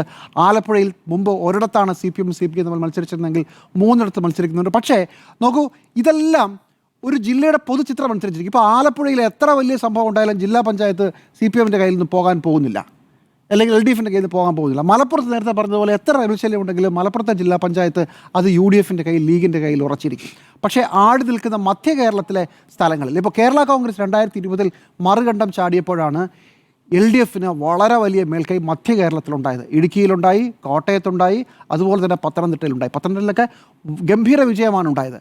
ഇത് ഇത്തവണയും ഉണ്ടാകാനുള്ള സാധ്യതയുണ്ടോ? കേരള കോൺഗ്രസ് LDF മുന്നണിയിലെത്തി 5 വർഷം കഴിഞ്ഞ് വരുന്നൊരു തെരഞ്ഞെടുപ്പാണ്. കോൺഗ്രസ് സംബന്ധിച്ചോളം അവർ ഏറ്റവും കൂടുതൽ വോട്ട് ഈ തദ്ദേശത്തിലായാലും അടുത്ത നിയമസഭയിലായാലും അവർ പ്രതീക്ഷിക്കുന്ന സ്ഥലം മധ്യ കേരളമാണ്. മധ്യ കേരളം എങ്ങനെയിരിക്കും? ഇടുക്കി, കോട്ടയം, പത്തനംതിട്ട, എറണാകുളം, ഒരു പരിധി വരെ തൃശ്ശൂരെ പ്രശ്നങ്ങൾ ഞങ്ങൾ ഒരുവിധം പരിഹരിച്ച് കഴിഞ്ഞു എന്നൊക്കെയാണ് കോൺഗ്രസ് അവകാശപ്പെടുന്നത്. പക്ഷേ നമ്മൾ ഏറ്റവും അവസാനം കണക്കൂട്ടുമ്പോഴും കോട്ടയത്തും ഇടുക്കിയിലും പത്തനംതിട്ടയിലുമൊക്കെ പ്രശ്നങ്ങൾ പല രീതിയിൽ പല ഭാഗങ്ങളിൽ നിന്ന് ഉണ്ടാകുന്നുണ്ട് എന്നുള്ളതാണ് ഒരു വിഷയം. ഈ തെരഞ്ഞെടുപ്പിൽ കോൺഗ്രസ് എങ്ങനെയാണ് അവരുടെ റിബലുകളെ, അവരുടെ സത്യത്തിൽ ഇത്തവണ നേതാക്കൾ ഇറങ്ങി സജീവമായി പ്രവർത്തിച്ച് പലയിടത്തും റിബലുകളെ പറഞ്ഞ് സമാധാനിപ്പിച്ച് തിരിച്ചു കൊണ്ടുവരാനൊക്കെ ശ്രമിക്കുന്ന ഇതൊക്കെ പലതും നമ്മൾ കണ്ടു. പക്ഷേ അത് താഴെത്തട്ടിൽ ആ ഫോർമുല ചിലപ്പോൾ സ്ഥാനാർത്ഥികൾ പിന്മാറിയത് കൊണ്ട് മാത്രം വോട്ടെല്ലാം ശരിക്കുള്ള സ്ഥാനാർത്ഥിക്ക് കിട്ടിക്കൊള്ളണമെന്ന് ഒരു നിർബന്ധവുമില്ല. ഇനി റിബൽ സ്ഥാനാർത്ഥി ഉണ്ടെങ്കിലും ആ റിബൽ സ്ഥാനാർത്ഥി വോട്ട് പിടിച്ചുകൊള്ളണമെന്നില്ല. അതുകൊണ്ട് സത്യത്തിൽ അനുനയ നീക്കങ്ങൾ നടന്നുകൊണ്ടേയിരിക്കുകയാണ്. ആ നീക്കങ്ങൾ എത്രത്തോളം മുന്നോട്ട് വരും എന്നുള്ളത് കണ്ടു തന്നെ അറിയണം. ചുരുക്കത്തിൽ എല്ലാ തദ്ദേശ തെരഞ്ഞെടുപ്പിലും തുടങ്ങുമ്പോൾ കോൺഗ്രസിനുണ്ടാകുന്ന ഒരു ഡ്രോബാക്ക് അവരുടെ വിമത ശല്യവും സ്ഥാനാർത്ഥികളുടെ കൺഫ്യൂഷനുമാണ്. അതേ കൺഫ്യൂഷൻ അവരുടെ സംഘടനാ ദൗർബല്യം കൊണ്ട് ഇത്തവണയും ഉണ്ട് എന്നുള്ളത് വസ്തുതയായിരിക്കെ തന്നെ കുറച്ചുകൂടെ ഒരു ബെറ്റർ പ്ലേയിങ് ഫീൽഡിലേക്ക് ഇറങ്ങാൻ കോൺഗ്രസ് കുറച്ചുകൂടെ തയ്യാറായിരുന്നു. ആ തയ്യാറെടുപ്പിൻ്റെ എല്ലാ അഡ്വാൻറ്റേജും അവർക്ക് കിട്ടാം. പക്ഷേ കേരളം മൊത്തം നിൽക്കുമ്പോൾ 14-3 എന്ന ജില്ലാ പഞ്ചായത്തും 5-1 എന്ന കോർപ്പറേഷനും 43-42-2 എന്ന മുനിസിപ്പാലിറ്റികളുടെയും സ്ഥിതിയിൽ വലിയ മാറ്റങ്ങൾ ഉണ്ടാകുമോ? കോർപ്പറേഷനിൽ ചില മാറ്റങ്ങൾ ഉണ്ടാകാം, മുനിസിപ്പാലിറ്റിയിൽ കോൺഗ്രസിന് മാറ്റങ്ങൾ ഉണ്ടാക്കിയില്ലെങ്കിൽ വലിയ ബുദ്ധിമുട്ടാകും. BJPയുടെ കാര്യത്തിൽ ഈ 2 മുനിസിപ്പാലിറ്റി, അതിലൊന്ന് പാലക്കാടാണ്. ആ പാലക്കാട് ജില്ലയിൽ കാര്യമായി പല സ്ഥലങ്ങളിലും കഴിഞ്ഞ തവണ 2ാം സ്ഥാനത്തുണ്ടായിരുന്ന പ്രധാന പ്രതിപക്ഷമായിരുന്ന ഗ്രാമപഞ്ചായത്തിൽ പോലും അവർക്ക് സ്ഥാനാർത്ഥികളില്ല എന്നൊരു പ്രശ്നമുണ്ട്. BJPക്ക് വളരെ അനുകൂലമായ രാഷ്ട്രീയ സാഹചര്യം നിലനിൽക്കെ മോദിയുടെ അടക്കം അനുവാദത്തോടു കൂടിയാണ്, മോദി പറയാതെ 40 ദിവസം കഴിഞ്ഞ് അദ്ദേഹം വരുമെന്ന് പറയാനാവില്ലല്ലോ, മോദിയുടെ അടക്കം അനുഗ്രഹാശിസുകളോടെ ഈ തെരഞ്ഞെടുപ്പിനെ ഫൈറ്റ് ചെയ്യുമ്പോൾ BJPക്ക് അകത്തുള്ള പ്രശ്നങ്ങൾ, BJPക്ക് സ്ഥാനാർത്ഥികളെ എല്ലായിടത്തും ഫീൽഡ് ചെയ്യാൻ പറ്റുന്നില്ല എന്നൊരു പ്രശ്നം ഒരു ഡ്രോബാക്കായി മാറാനുള്ള സാധ്യതയുണ്ടോ? അങ്ങനെ ഉണ്ടായാൽ അത് ഹിന്ദു വോട്ടുകളുടെ ഒരു വിഘടനത്തിലേക്ക് കാര്യങ്ങൾ പോകില്ലായിരിക്കാം. ഇടതുപക്ഷത്തിന് ആശ്വസിക്കാനും സാധ്യതയുണ്ട്. ഇടതുപക്ഷത്തിൻ്റെ ഭയം ഞാൻ നേരത്തെ പറഞ്ഞതുപോലെ അതാണ്. ചുരുക്കത്തിൽ ഇതെല്ലാം, ഞാനീ പറഞ്ഞതെല്ലാം അടുത്ത നിയമസഭാ തെരഞ്ഞെടുപ്പിന് ബാധകമായ വിശകലനങ്ങളാണ്. ഇതെല്ലാം ഇപ്പുറത്തും ബാധകമാണ്. അവിടെ തദ്ദേശത്തിൽ BJPയുടെ പ്രകടനമാണ് ഞാൻ വളരെ കൗതുകത്തോടെ നോക്കാൻ ആഗ്രഹിക്കുന്നത്. BJP എങ്ങനെ പെർഫോം ചെയ്യും? കഴിഞ്ഞ 15%, കഴിഞ്ഞ 2 മുനിസിപ്പാലിറ്റി ഇതെങ്ങനെയിരിക്കും പെർഫോം ചെയ്യുക? തൃശ്ശൂരിൽ BJP തിരുവനന്തപുരത്തെ പ്രതിപക്ഷ സ്ഥാനം, തിരുവനന്തപുരത്ത് ഒരു പക്ഷേ BJPക്ക് ജയിക്കാനുള്ള എല്ലാ സാധ്യതയുമുള്ള ഒരു ജില്ല കൂടിയാണ്. ആ ജില്ലയിൽ BJPയുടെ സ്ഥാനാർത്ഥിത്വം, BJPയുടെ മത്സരം സജീവമാകുമ്പോൾ തന്നെ പെട്ടെന്നൊരു സർപ്രൈസ് എൻട്രി ആയിട്ട് കോൺഗ്രസ് വന്ന് ഈ വോട്ടുകളെ ചതറിക്കുന്ന ഒരു സിറ്റുവേഷൻ ഉണ്ടോ? അതോ കോൺഗ്രസും CPM തമ്മിലുള്ള, അല്ലെങ്കിൽ LDFും UDFും തമ്മിലുള്ള മത്സരത്തിൽ മറുവശത്തോടെ BJP ജയിച്ചു കയറുമോ? തിരുവനന്തപുരവും വളരെ കൗതുകകരമായൊരു മത്സരം നടക്കുന്ന സ്ഥലമാണ്. ഇതാണ് എനിക്കിതിനെ സംബന്ധിച്ച് ശക്തമായ മത്സരമാണ്, അതിശക്തമായ മത്സരം. ഇത് നിയമസഭാ തെരഞ്ഞെടുപ്പിൻ്റെ സെമി ഫൈനലായിരിക്കുമെന്ന് മിക്കവാറും രാഷ്ട്രീയ പാർട്ടികളെല്ലാം ഇപ്പോൾ തന്നെ കരുതുന്നു എന്നുള്ളതാണ്. സാധാരണ അങ്ങനെയല്ല, പക്ഷേ 2020 ഓർമ്മയിൽ അതുണ്ടാവാനുള്ള സാധ്യതയാണ് എല്ലാവരും മുന്നിൽ കാണുന്നത്. പോര് കടുക്കുമോ എന്നാണ് ചോദ്യം. സുജയ, ഇക്കുറി തദ്ദേശപ്പോര് കടുക്കുമോ? തദ്ദേശപ്പോര് കടുക്കുമെന്നുള്ളതാണ് നമ്മൾ ഇതുവരെ കണ്ടിട്ടില്ലാത്ത അത്ര വിമതരെ നമ്മൾ കാണുന്നു. അതുപോലെ തന്നെ പാർട്ടിക്കുള്ളിൽ, മുന്നണിക്കുള്ളിൽ കൂടുതൽ പോരാട്ടം അങ്ങോട്ടും ഇങ്ങോട്ടും നടത്തുന്നു. പലരും തുറന്നടിച്ച് രംഗത്ത് വരുന്നു. പലരെയും അനുനയിപ്പിക്കാനൊക്കെ സാധിച്ചിട്ടുണ്ട്. അതിൽ മറ്റ് മുന്നണികൾക്കെതിരെ, പാർട്ടികൾക്കെതിരെയൊക്കെ ആഞ്ഞടിച്ചിരുന്ന യുവ തുർക്കികളടക്കം ഇത്തവണ പരസ്യമായി തന്നെ തങ്ങളുടെ പ്രതിഷേധം രേഖപ്പെടുത്തുന്നതാണ് നമ്മൾ കണ്ടത്. അതിൽ കുറേയൊക്കെ നേതൃത്വത്തിന് പരിഹരിക്കാൻ കഴിഞ്ഞിട്ടുണ്ട്. എങ്കിൽ പോലും അങ്ങനെയുള്ള പ്രതിഷേധങ്ങൾ അല്ലെങ്കിൽ ചെയ്യുന്ന കാര്യങ്ങൾ ശരിയല്ല എന്ന് തുറന്നു പറയുന്നവരുടെ എണ്ണം കൂടി വരുന്നു എന്നുള്ളത് ഇത്തവണ ഇത്തവണത്തെ സ്ഥാനാർത്ഥി നിർണ്ണയ വേളയിൽ നമ്മൾ കൂടുതലായി കണ്ടു. 2020 അപേക്ഷിച്ച് അത് കുറച്ച് കൂടുതലായിരുന്നു. ആ പൊട്ടിത്തെറികളൊക്കെ ഒരു ഭാഗത്ത് അവസാനിപ്പിക്കാൻ സാധിച്ചിട്ടുണ്ട് എന്ന് പറയുമ്പോഴും ഈ അടിയൊഴുക്ക് എന്നതിന് പകരം നമ്മൾ ഉപയോഗിക്കേണ്ട വാക്ക് ഈ ഉറച്ചു നിൽക്കുന്ന വോട്ടുകളൊക്കെ അപ്പുറത്തേക്ക് മറിച്ചിടാൻ സാധിക്കുന്നതാണ് തദ്ദേശ തെരഞ്ഞെടുപ്പ്. അത് എത്രത്തോളം ഇത്തവണ നടക്കും എന്നുള്ളത് കൂടി നമ്മൾ നോക്കേണ്ടിയിരിക്കുന്നു. കാരണം വിമതരായി സ്ഥാനാർത്ഥികളായി രംഗത്ത് വരുന്നവർ മാത്രമല്ല, സൈലന്റ് ആയിരുന്നിട്ടുള്ള അങ്ങനെയുള്ള സൈലന്റ് കില്ലേഴ്സ് ഇത്തവണ തദ്ദേശ തെരഞ്ഞെടുപ്പിൽ പലയിടങ്ങളിലും ഉണ്ടാകാനായിട്ടുള്ള സാധ്യതയുണ്ട്. പ്രത്യേകിച്ചും ഈ 6 കോർപ്പറേഷനുകളിൽ 3 ഇടങ്ങളിലെങ്കിലും അതിനുള്ള സാധ്യതയുണ്ട്. അതായത് അവിടെ വിജയം പ്രതീക്ഷിക്കുന്ന മുന്നണിക്ക് അതേ പാർട്ടിയിൽ നിന്ന് അല്ലെങ്കിൽ അതേ മുന്നണിയിൽ നിന്ന് തന്നെ തിരിച്ച് പണി കിട്ടാനായിട്ടുള്ള സാധ്യത തള്ളിക്കളയാൻ കഴിയില്ല. അതുകൊണ്ടാണ് കെ മുരളീധരനൊക്കെ കടുപ്പിച്ച് തന്നെ പറഞ്ഞത്. കാരണം കഴിഞ്ഞ തവണ തിരുവനന്തപുരം കോർപ്പറേഷനിൽ 10 കയ്യിലുള്ള സീറ്റ്, അതിൽ നിന്ന് 51 എത്തുക എന്ന് പറഞ്ഞു കഴിഞ്ഞാൽ 41 സീറ്റാണ് കൂടുതലായി പിടിക്കേണ്ടത്. ഈ 10 നിലനിർത്തിക്കൊണ്ട് 41 കൂടി പിടിച്ചാൽ മാത്രമേ കോർപ്പറേഷന്റെ ഭരണം ശബരിനാഥനെ മേയറാക്കിക്കൊണ്ട് നേടിയെടുക്കാൻ UDF കഴിയുകയുള്ളൂ. അപ്പോൾ അത് എത്രത്തോളം സാധ്യമാണ് എന്ന ഒരു ആശങ്ക അല്ലെങ്കിൽ ഒരു ചോദ്യം ആരുടെയും മനസ്സിലുണ്ടാകും. പ്രത്യേകിച്ചും കോൺഗ്രസിന്റെ UDFന്റെ തിരുവനന്തപുരത്തെ ഒരു പെർഫോമൻസ് വെച്ച് നോക്കുമ്പോൾ നിയമസഭാ തെരഞ്ഞെടുപ്പിൽ പ്രത്യേകിച്ചും ഇവിടെ ക്യാമ്പയിൻ ശരിക്കും നടക്കുന്ന ദിവസങ്ങൾ യഥാർത്ഥത്തിൽ നമ്മൾ ഈ കഴിഞ്ഞ ദിവസങ്ങളെക്കാൾ ഇനിയുള്ള ദിവസങ്ങളായിരിക്കും എന്നുള്ളത് ഉറപ്പാണ്. കാരണം ഡിസംബർ 9-നും 11-നുമായാണ്. അത് ഡിസംബർ 9-നാണ് തെക്കൻ കേരളത്തിലെ എറണാകുളം വരെയുള്ള ഇടങ്ങളിലെ വോട്ടെടുപ്പ് നടക്കുന്നത്. അപ്പോൾ ഇനി അങ്ങോട്ടുള്ള ക്യാമ്പയിൻ നിയമസഭാ തെരഞ്ഞെടുപ്പിന് സമാനമായ ഒരു വാശിയിലേക്ക് പോകാനായിട്ടുള്ളൊരു സാധ്യതയാണ് കാണുന്നത്. കാരണം സാധാരണഗതിയിൽ പ്രാദേശിക വിഷയങ്ങളൊക്കെ പറഞ്ഞ് സ്ഥാനാർത്ഥിയുടെ ജനകീയത അങ്ങനെയൊക്കെ പറഞ്ഞുള്ളതാണെങ്കിൽ അല്ലാതെ മറ്റ് വിഷയങ്ങളും കൂടി കൊണ്ടുവരാനായി ശ്രമിക്കുന്നുണ്ട്. പ്രത്യേകിച്ചും UDFന്റെ പ്രകടന പത്രിക നമ്മൾ എടുത്തു നോക്കിക്കഴിഞ്ഞാൽ പാൻ കേരളയായിട്ടുള്ള വിഷയങ്ങൾ അതെല്ലാ തവണയും പ്രകടന പത്രികയോ അല്ലെങ്കിൽ വാഗ്ദാനങ്ങളോ ഒക്കെ മുന്നണികൾ ഇറക്കാറുള്ളതാണ്. പക്ഷേ ഇത്തവണ വളരെ ഫോക്കസ്ഡായി ആ കാര്യങ്ങളൊക്കെ കൊണ്ടുവരാൻ എങ്ങനെയും എന്ത് വില കൊടുത്തും ഇത്തവണ ജയിച്ചേ തീരൂ എന്നുള്ള ഒരു സാഹചര്യത്തിൽ നിൽക്കുന്നത് UDF ആണ്. അതുകൊണ്ട് ഈ പോരാട്ടം ഏറ്റവും കൂടുതൽ കടുപ്പമാകാൻ പോകുന്നതും UDFനാണ്. ഇത്തവണ ഇല്ലെങ്കിൽ ഡു ഓർ ഡൈ സിറ്റുവേഷനാണ്.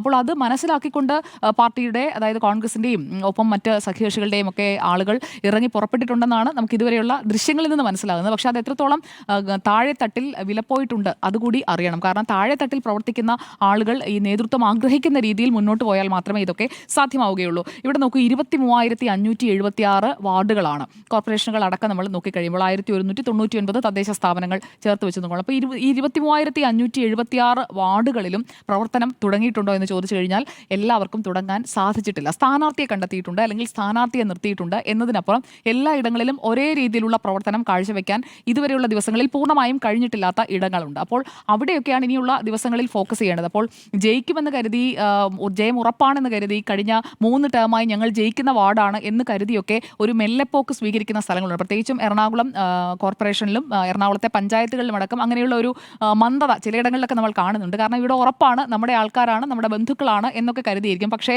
കുടുംബങ്ങളിലൊക്കെ മാറ്റങ്ങൾ വന്നിട്ടുണ്ട്. ഒരു കുടുംബത്തിൽ തന്നെ എല്ലാവരും ഒരു പാർട്ടിക്ക് വോട്ട് ചെയ്യുന്ന കാലമൊക്കെ കഴിഞ്ഞു. അപ്പോൾ ആ രീതിയിൽ പുതിയ വോട്ടർമാരെ അടക്കം കൊണ്ടുവരാൻ എങ്ങനെയാണ് അവരെ പിടിച്ചു നിർത്താൻ സാധിക്കുക, അത് മുന്നണികൾ ആലോചിക്കേണ്ട ഒരു കാര്യമാണ്. അതോടൊപ്പം തിരുവനന്തപുരം കോർപ്പറേഷനിൽ നമ്മൾ തുടങ്ങിയാൽ തിരുവനന്തപുരം കോർപ്പറേഷനിൽ നോക്കൂ, അവിടെ ഈ 51 സീറ്റിലേക്ക് എത്താൻ കഴിഞ്ഞ തവണത്തേതുപോലെ 34 അല്ലെങ്കിൽ 35 51 അങ്ങനെയുള്ളൊരു ഡിഫറൻസ് ആയിരിക്കില്ല ഇത്തവണ ഉണ്ടാവുക. അവിടെ ആര് ഭരിച്ചാലും വലിയ ഗ്യാപ്പ് ഉണ്ടാകില്ല. പ്രതിപക്ഷവും ഭരണപക്ഷവും തമ്മിലുള്ള ഗ്യാപ്പ് എന്ന് പറയുന്നത് അത് എങ്ങനെയായിരിക്കും എന്നുള്ളതാണ് ഞാൻ ആകാംക്ഷയോടെ ഉറ്റുനോക്കുന്നത്. ഈ 6 കോർപ്പറേഷനുകളിൽ തിരുവനന്തപുരത്തും അതുപോലെ തന്നെ തൃശ്ശൂരിലും എങ്ങനെയായിരിക്കും ആ ഒരു വ്യത്യാസം വരിക എന്നുള്ളത്. കഴിഞ്ഞ തവണ നമ്മൾ കൊച്ചിയിലാണ് നെക്ക് ടു നെക്ക് എന്ന് പറയുന്ന ഒരു സാഹചര്യം കണ്ടത്. അതുപോലെ തൃശ്ശൂരിലുമാണ്. ഇത്തവണ തിരുവനന്തപുരം കൂടി അതിലേക്ക് വരുമോ എന്നുള്ളതും ഉറ്റുനോക്കേണ്ട കാര്യമാണ്. അവിടെയാണ് കോൺഗ്രസിന്റെ അല്ലെങ്കിൽ UDFന്റെ പെർഫോമൻസ് ഡിസിസീവായി മാറുക. ഇവിടെ തിരുവനന്തപുരത്ത് വാഴോട്ടുകോണം, ഉള്ളൂർ, കാച്ചാണി, ചെമ്പഴന്തി, വിഴിഞ്ഞം ഈ 5 ഇടങ്ങളിലും LDFന് വിമതരുടെ ഭാഗത്തു നിന്ന് നല്ല പണി കിട്ടാനുള്ള സാധ്യതയുണ്ട്. കാരണം ഇവിടങ്ങളിലൊക്കെ മത്സരിക്കുന്ന ആളുകൾ സ്ഥാനാർത്ഥികളെക്കാൾ പരിചിതരായ ആളുകളാണ്, പ്രാദേശിക നേതാക്കളാണ്. അവർക്ക് സ്ഥാനാർത്ഥികളെക്കാൾ അവിടെ ആളുകൾക്കിടയിൽ ഒരു സ്വീകാര്യതയുണ്ട് എന്നതാണ് അവിടുത്തെ ഗ്രൗണ്ടിൽ നിന്ന് വരുന്ന വിവരങ്ങൾ. അത് മറികടക്കാൻ എത്രത്തോളം പാർട്ടിക്ക് കഴിയും എന്നുള്ളതാണ് അറിയേണ്ടത്. ഇവിടെ അവർ മത്സരിച്ചു കഴിഞ്ഞാൽ അവർ വലിയ രീതിയിൽ വോട്ട് കട്ട് ചെയ്യും, വിജയസാധ്യത ഉണ്ടെങ്കിൽ അത് മൊത്തത്തിൽ പോയി കിട്ടുമെന്ന് അറിയാവുന്നത് കൊണ്ടാണല്ലോ ഇന്ന് 3 മണി വരെ അനുനയ നീക്കം നടന്ന സ്ഥലങ്ങളാണ് ഞാൻ ഈ പറഞ്ഞ 5 ഇടങ്ങൾ, വാഴോട്ടുകോണം മുതൽ വിഴിഞ്ഞം വരെ. ഇവിടെ വിഴിഞ്ഞത്ത് LDFന് മാത്രമല്ല UDFനും വിമത ശല്യമുണ്ട്. വിഴിഞ്ഞത്ത് UDFനും വിമതശല്യമുണ്ട്. പൗണ്ട് കടവിൽ ലീഗാണ് വിമതനെ നിർത്തിയിരിക്കുന്നത്. പുഞ്ചക്കരിയിൽ RSP ആണ് നിർത്തിയിരിക്കുന്നത്. കേരള കോൺഗ്രസ് ജോസഫ് 5 സീറ്റിൽ വിമതരെ നിർത്തിയിട്ടുണ്ട്. അതായത് അവർ പ്രത്യേകമായി മത്സരിക്കുകയാണ്. അപ്പോൾ ഒരു മുന്നണിക്ക് തന്നെ പല സ്ഥാനാർത്ഥികൾ. ഇതിൻ്റെയൊക്കെ അഡ്വാൻറ്റേജ് കിട്ടാൻ പോകുന്നത് ആർക്കാണ് എന്നാണ് ചോദ്യം. അപ്പോൾ UDFന്റെയും LDFന്റെയും ഈ വിമതർ കൂടുതലുള്ള അല്ലെങ്കിൽ വിമതശല്യം അത് അവരുടെ സാധ്യത കളയും എന്നുള്ള ഉറപ്പുള്ള ഇടങ്ങളിൽ അവിടെ കൂടുതലായിട്ട് ഫോക്കസ് ചെയ്ത് കഴിഞ്ഞിട്ടുണ്ടെങ്കിൽ അവിടെ NDAക്ക് അഡ്വാൻറ്റേജ് കിട്ടും. ആ രീതിയിലാണ് അവിടെ പ്രവർത്തനം നടക്കുന്നതെങ്കിൽ ഇവിടെ ഉയരുന്ന ആരോപണങ്ങൾ കൂടി നോക്കൂ. ഉള്ളൂർ നമുക്കൊന്ന് എടുത്തു നോക്കാം. ഒരു എക്സാമ്പിളായി നമ്മൾ എടുക്കുകയാണെങ്കിൽ ഉള്ളൂർ ഡിവിഷനിൽ കടകംപള്ളി സുരേന്ദ്രൻ MLA മുൻ മന്ത്രി, അദ്ദേഹം ഇപ്പോൾ ഈ സ്വർണ്ണപ്പാളി ഇതുമായി ബന്ധപ്പെട്ട് വാർത്തകളിലുമൊക്കെ അദ്ദേഹത്തിന്റെ പേര് ഇങ്ങനെ വന്നു തുടങ്ങുകയാണ്. അദ്ദേഹത്തിനെതിരെ ഇതുവരെ തെളിവുകളോ ഒന്നും വന്നിട്ടില്ല എങ്കിൽ പോലും കടകംപള്ളി സുരേന്ദ്രൻ എന്നുള്ള പറയുന്ന പേര് അത് മാധ്യമങ്ങളിലെല്ലാം നിറഞ്ഞു നിൽക്കുകയാണ്. അതോടൊപ്പം അദ്ദേഹത്തിനെതിരെ ആരോപണം ഉന്നയിച്ചുകൊണ്ടാണ് ഉള്ളൂരിൽ, അതായത് അദ്ദേഹത്തിന്റെ കഴക്കൂട്ട നിയോജക മണ്ഡലത്തിൽ പെടുന്ന സ്ഥലമാണല്ലോ ഉള്ളൂർ. അപ്പോൾ ഉള്ളൂർ ഡിവിഷനിൽ ദേശാഭിമാനിയുടെ മുൻ ബ്യൂറോ ചീഫ് വന്നിട്ടാണ്, K. ശ്രീകണ്ഠൻ വന്നിട്ടാണ് കടകംപള്ളിക്കെതിരെ ആരോപണം ഉന്നയിക്കുന്നത്. അതുപോലെ തൊട്ടപ്പുറത്ത് ചെമ്പഴന്തിയിലേക്ക് നമ്മൾ വന്നു കഴിഞ്ഞാൽ അവിടെ മുൻ ബ്ലോക്ക് പഞ്ചായത്ത് അംഗം ആനി അശോകൻ വന്നിട്ടാണ് കടകംപള്ളി സുരേന്ദ്രനെതിരെ പറയുന്നത്. അപ്പോൾ അതൊക്കെ വലിയ പ്രശ്നമാണ്. മാത്രമല്ല മേയർ സ്ഥാനാർത്ഥിയെ ചൊല്ലി ഇപ്പോഴൊക്കെയാണോ കിടന്നടിക്കേണ്ടത്? SP ദീപക്കിന് വേണ്ടിയും മറ്റും വാദിക്കേണ്ടത് ഇപ്പോഴാണോ? അതാ പറഞ്ഞ. അപ്പോൾ ഒരു ഭാഗത്ത് ശിവജിയുടെ പേര് പറയുന്നു, ഒരു ഭാഗത്ത് പറയുന്നു. അപ്പോൾ V. ശിവൻകുട്ടിയും കടകംപള്ളി സുരേന്ദ്രനും രണ്ട് പേരും വന്ന് പരസ്യമായിട്ടാണ് ഇതൊക്കെ പറയുന്നത്. അപ്പോൾ അങ്ങനെ തമ്മിലടിച്ച് കയ്യിലുള്ള ഒരു കോർപ്പറേഷൻ കൊണ്ട് കളയുമോ എന്നുള്ളത് ന്യായമായും ആരും ചോദിച്ചു പോകുന്നതാണ്. അപ്പോൾ വലിയ പോരാട്ടം നടക്കുമെന്നുള്ളത് ഉറപ്പാണ്. അവിടെയാണ് നേരത്തെ ജിമ്മി ജെയിംസ് പറഞ്ഞതുപോലെ അതിൽ പരിഹാസം നമ്മൾ കാണേണ്ടതില്ല. കാരണം നരേന്ദ്രമോദിയെ കൊണ്ടുവരുമെന്ന് പറയുന്നത് അവരുടെ ഒരു കോൺഫിഡൻസ് ആണ്. അതായത് കഴിഞ്ഞ തവണ കോൺഗ്രസിനെ മറികടന്ന് UDF-നെ മറികടന്നുകൊണ്ട് പ്രധാന പ്രതിപക്ഷമായി ഓക്കെ അങ്ങനെയാണെങ്കിൽ താങ്ക് യു. അപ്പോൾ പ്രധാന പ്രതിപക്ഷമായി മാറാൻ കഴിഞ്ഞ അല്ല, ഞാൻ പരിഹാസമാണെന്ന് കരുതി, സ്വാഭാവികമായും സ്ഥിരമായി ഉണ്ടാകുന്ന അതായതുകൊണ്ട് അപ്പോൾ ഞാൻ തെറ്റിദ്ധരിച്ചതാണ്. അപ്പോൾ ഈ കോർപ്പറേഷനിൽ ഞാൻ പറഞ്ഞു വന്നത് UDF-നേക്കാൾ സാധ്യത പ്രതിപക്ഷമായി ഇപ്പോൾ ഇരിക്കുന്ന NDAക്ക് ഉണ്ട് എന്നുള്ളത് ഒരു നോൺ ഫാക്റ്റാണ്. അതുകൊണ്ടായിരിക്കും, ആ കോൺഫിഡൻസിൽ നിന്നായിരിക്കും 45 ദിവസത്തിനകം നരേന്ദ്രമോദി വരുമ്പോൾ സ്വീകരിക്കാൻ NDAയുടെ മേയർ ഉണ്ടാകും തിരുവനന്തപുരത്ത്. അതൊരു ക്യാമ്പയിനാണ്. ആ ക്യാമ്പയിൻ അത്രയും സ്ട്രോങ് ആയി എല്ലായിടങ്ങളിലേക്കും 101 ഡിവിഷനുകളിലേക്ക് എത്തിക്കാൻ സാധിക്കുന്നുണ്ട്. മേയർ സ്ഥാനാർത്ഥിയെ തെരഞ്ഞെടുക്കപ്പെടുന്ന കൗൺസിലർമാർ ചേർന്നിട്ട് തീരുമാനിക്കും. അത് ഒരാളെ മുന്നോട്ട് വെച്ചിട്ടല്ല മത്സരം. എല്ലാ തവണയും അങ്ങനെ തന്നെയാണ്. അത് LDF അങ്ങനെ തന്നെ പറയേണ്ടി വരും. അതുകൊണ്ടാണ് V. ശിവൻകുട്ടി പറഞ്ഞത് ആദ്യം നമ്മൾ ജയിക്കട്ടെ എന്ന്. അല്ല, ഇന്ന് V. ശിവൻകുട്ടി ഞാനൊന്ന് പറഞ്ഞോട്ടെ, V. ശിവൻകുട്ടിയുടെ ബൈറ്റ് ഉണ്ട് കേട്ടോ, അത് ഡോക്ടർ അരുൺ ഓർമ്മിപ്പിച്ചത്. മന്ത്രി V. ശിവൻകുട്ടി CPM-ലെ വേറെ ഏതെങ്കിലും ഒരു നേതാവ് ഇതാ ഈ നിൽക്കുന്ന ദീപക്കാണ് മേയർ സ്ഥാനാർത്ഥി എന്ന് എവിടെയെങ്കിലും പറഞ്ഞിട്ടുണ്ടോ? CPM-ന്റെ നേതാക്കൾ പറയുന്നത് മാത്രമാണോ നമ്മൾ റിപ്പോർട്ട് ചെയ്യുന്നത്? നമ്മുടെ ഫീൽഡിൽ നിന്ന് നമ്മുടെ റിപ്പോർട്ടേഴ്സ് പറയുന്ന കാര്യമാണ്. താങ്കളുടെ കീഴിൽ ജോലി ചെയ്യുന്ന റിപ്പോർട്ടേഴ്സിനെ അവിശ്വസിക്കുകയാണെങ്കിൽ പിന്നെ CPM-ന്റെ കാര്യത്തിൽ മാത്രമേ അങ്ങനെയാണെങ്കിൽ VV രാജേഷ്, ശ്രീലേഖ എന്നൊക്കെ ഇതേ ആളുകൾ തന്നെ പറഞ്ഞല്ലോ. ഞാനൊന്ന് പൂർത്തിയാക്കിക്കോട്ടെ. ശിവൻകുട്ടിയുടെ കാര്യം പറയുമ്പോൾ ഇത്രയ്ക്ക് പൊള്ളുന്നത് എന്തിനാ? ശിവൻകുട്ടിയുടെ സൗണ്ട് ബൈറ്റ് ഉണ്ട്. V. ശിവൻകുട്ടി പറഞ്ഞ സൗണ്ട് ബൈറ്റ് താങ്കൾക്ക് വേണമെന്നുണ്ടെങ്കിൽ ശിവൻകുട്ടിയെ പോലെയല്ലല്ലോ. V. ശിവൻകുട്ടി പറയുന്നത് അദ്ദേഹത്തിന് ആ ജില്ലയിൽ ആ കോർപ്പറേഷനിൽ അദ്ദേഹം പറയുന്ന പോയിന്റ് എന്ന് പറഞ്ഞു കഴിഞ്ഞാൽ അദ്ദേഹം പറഞ്ഞത് ആദ്യം നിങ്ങൾ ജയിക്കൂ, ആദ്യം ഈ കോർപ്പറേഷൻ ഒന്ന് നിലനിർത്തൂ, എന്നിട്ട് നമുക്ക് തീരുമാനിക്കാതെ അത്രയും മതി. അത്രയ്ക്ക് കോൺഫിഡൻസ് വേണ്ട. കടകംപള്ളി സുരേന്ദ്രൻ വന്ന് ബൈറ്റ് തരാൻ പോലെ SP ദീപക്കാണ് എന്റെ നോമിനി എന്ന്. എന്തായാലും രണ്ട് പ്രമുഖ മാധ്യമങ്ങൾ തിരുവനന്തപുരത്തെ നിയുക്ത മേയർമാരെ വിളിച്ചിരുത്തിയുള്ള ചർച്ചയിൽ BJP-യിൽ നിന്നും CPM-ൽ നിന്നും കോൺഗ്രസിൽ നിന്ന് ആളുകൾ പങ്കെടുത്തിട്ടുണ്ട്. അതെ, ഒന്ന് ശ്രീലേഖയാണ് പോയത്, SP ദീപക്കാണ്, മറ്റേ ശബരിനാഥനാണ്. പ്രശ്നം VV രാജേഷ് ആണോ? എന്റെ ചോദ്യം VV രാജേഷ് ആണോ? പൊട്ടൻഷ്യൽ ആയിട്ടുള്ള 101 ഇടങ്ങളിലും മത്സരിക്കുന്ന എല്ലാവരും ഒരേപോലെ യോഗ്യരാകുമ്പോഴേക്കും അങ്ങനെ പല പേരുകളും വരുമെന്നേ. ഇപ്പോൾ ശിവൻകുട്ടി എത്ര പറഞ്ഞുള്ളൂ, എന്റെ അഭിപ്രായം അതല്ല. ശരി, ആയിക്കോട്ടെ. പക്ഷേ ഇവിടെ SP ദീപക്കാണോ അത് പിന്നീട് ചർച്ച ചെയ്യാവുന്നേ. ആദ്യം ജയിക്കട്ടെ. താങ്കൾ പറഞ്ഞതുപോലെ ആരാണ് കോർപ്പറേഷൻ പിടിക്കാൻ നമുക്ക് കാത്തിരുന്ന് കാണാം. 13-ാം തീയതി വോട്ടെണ്ണുമല്ലോ, അതുവരെയല്ലേ പറയുള്ളൂ.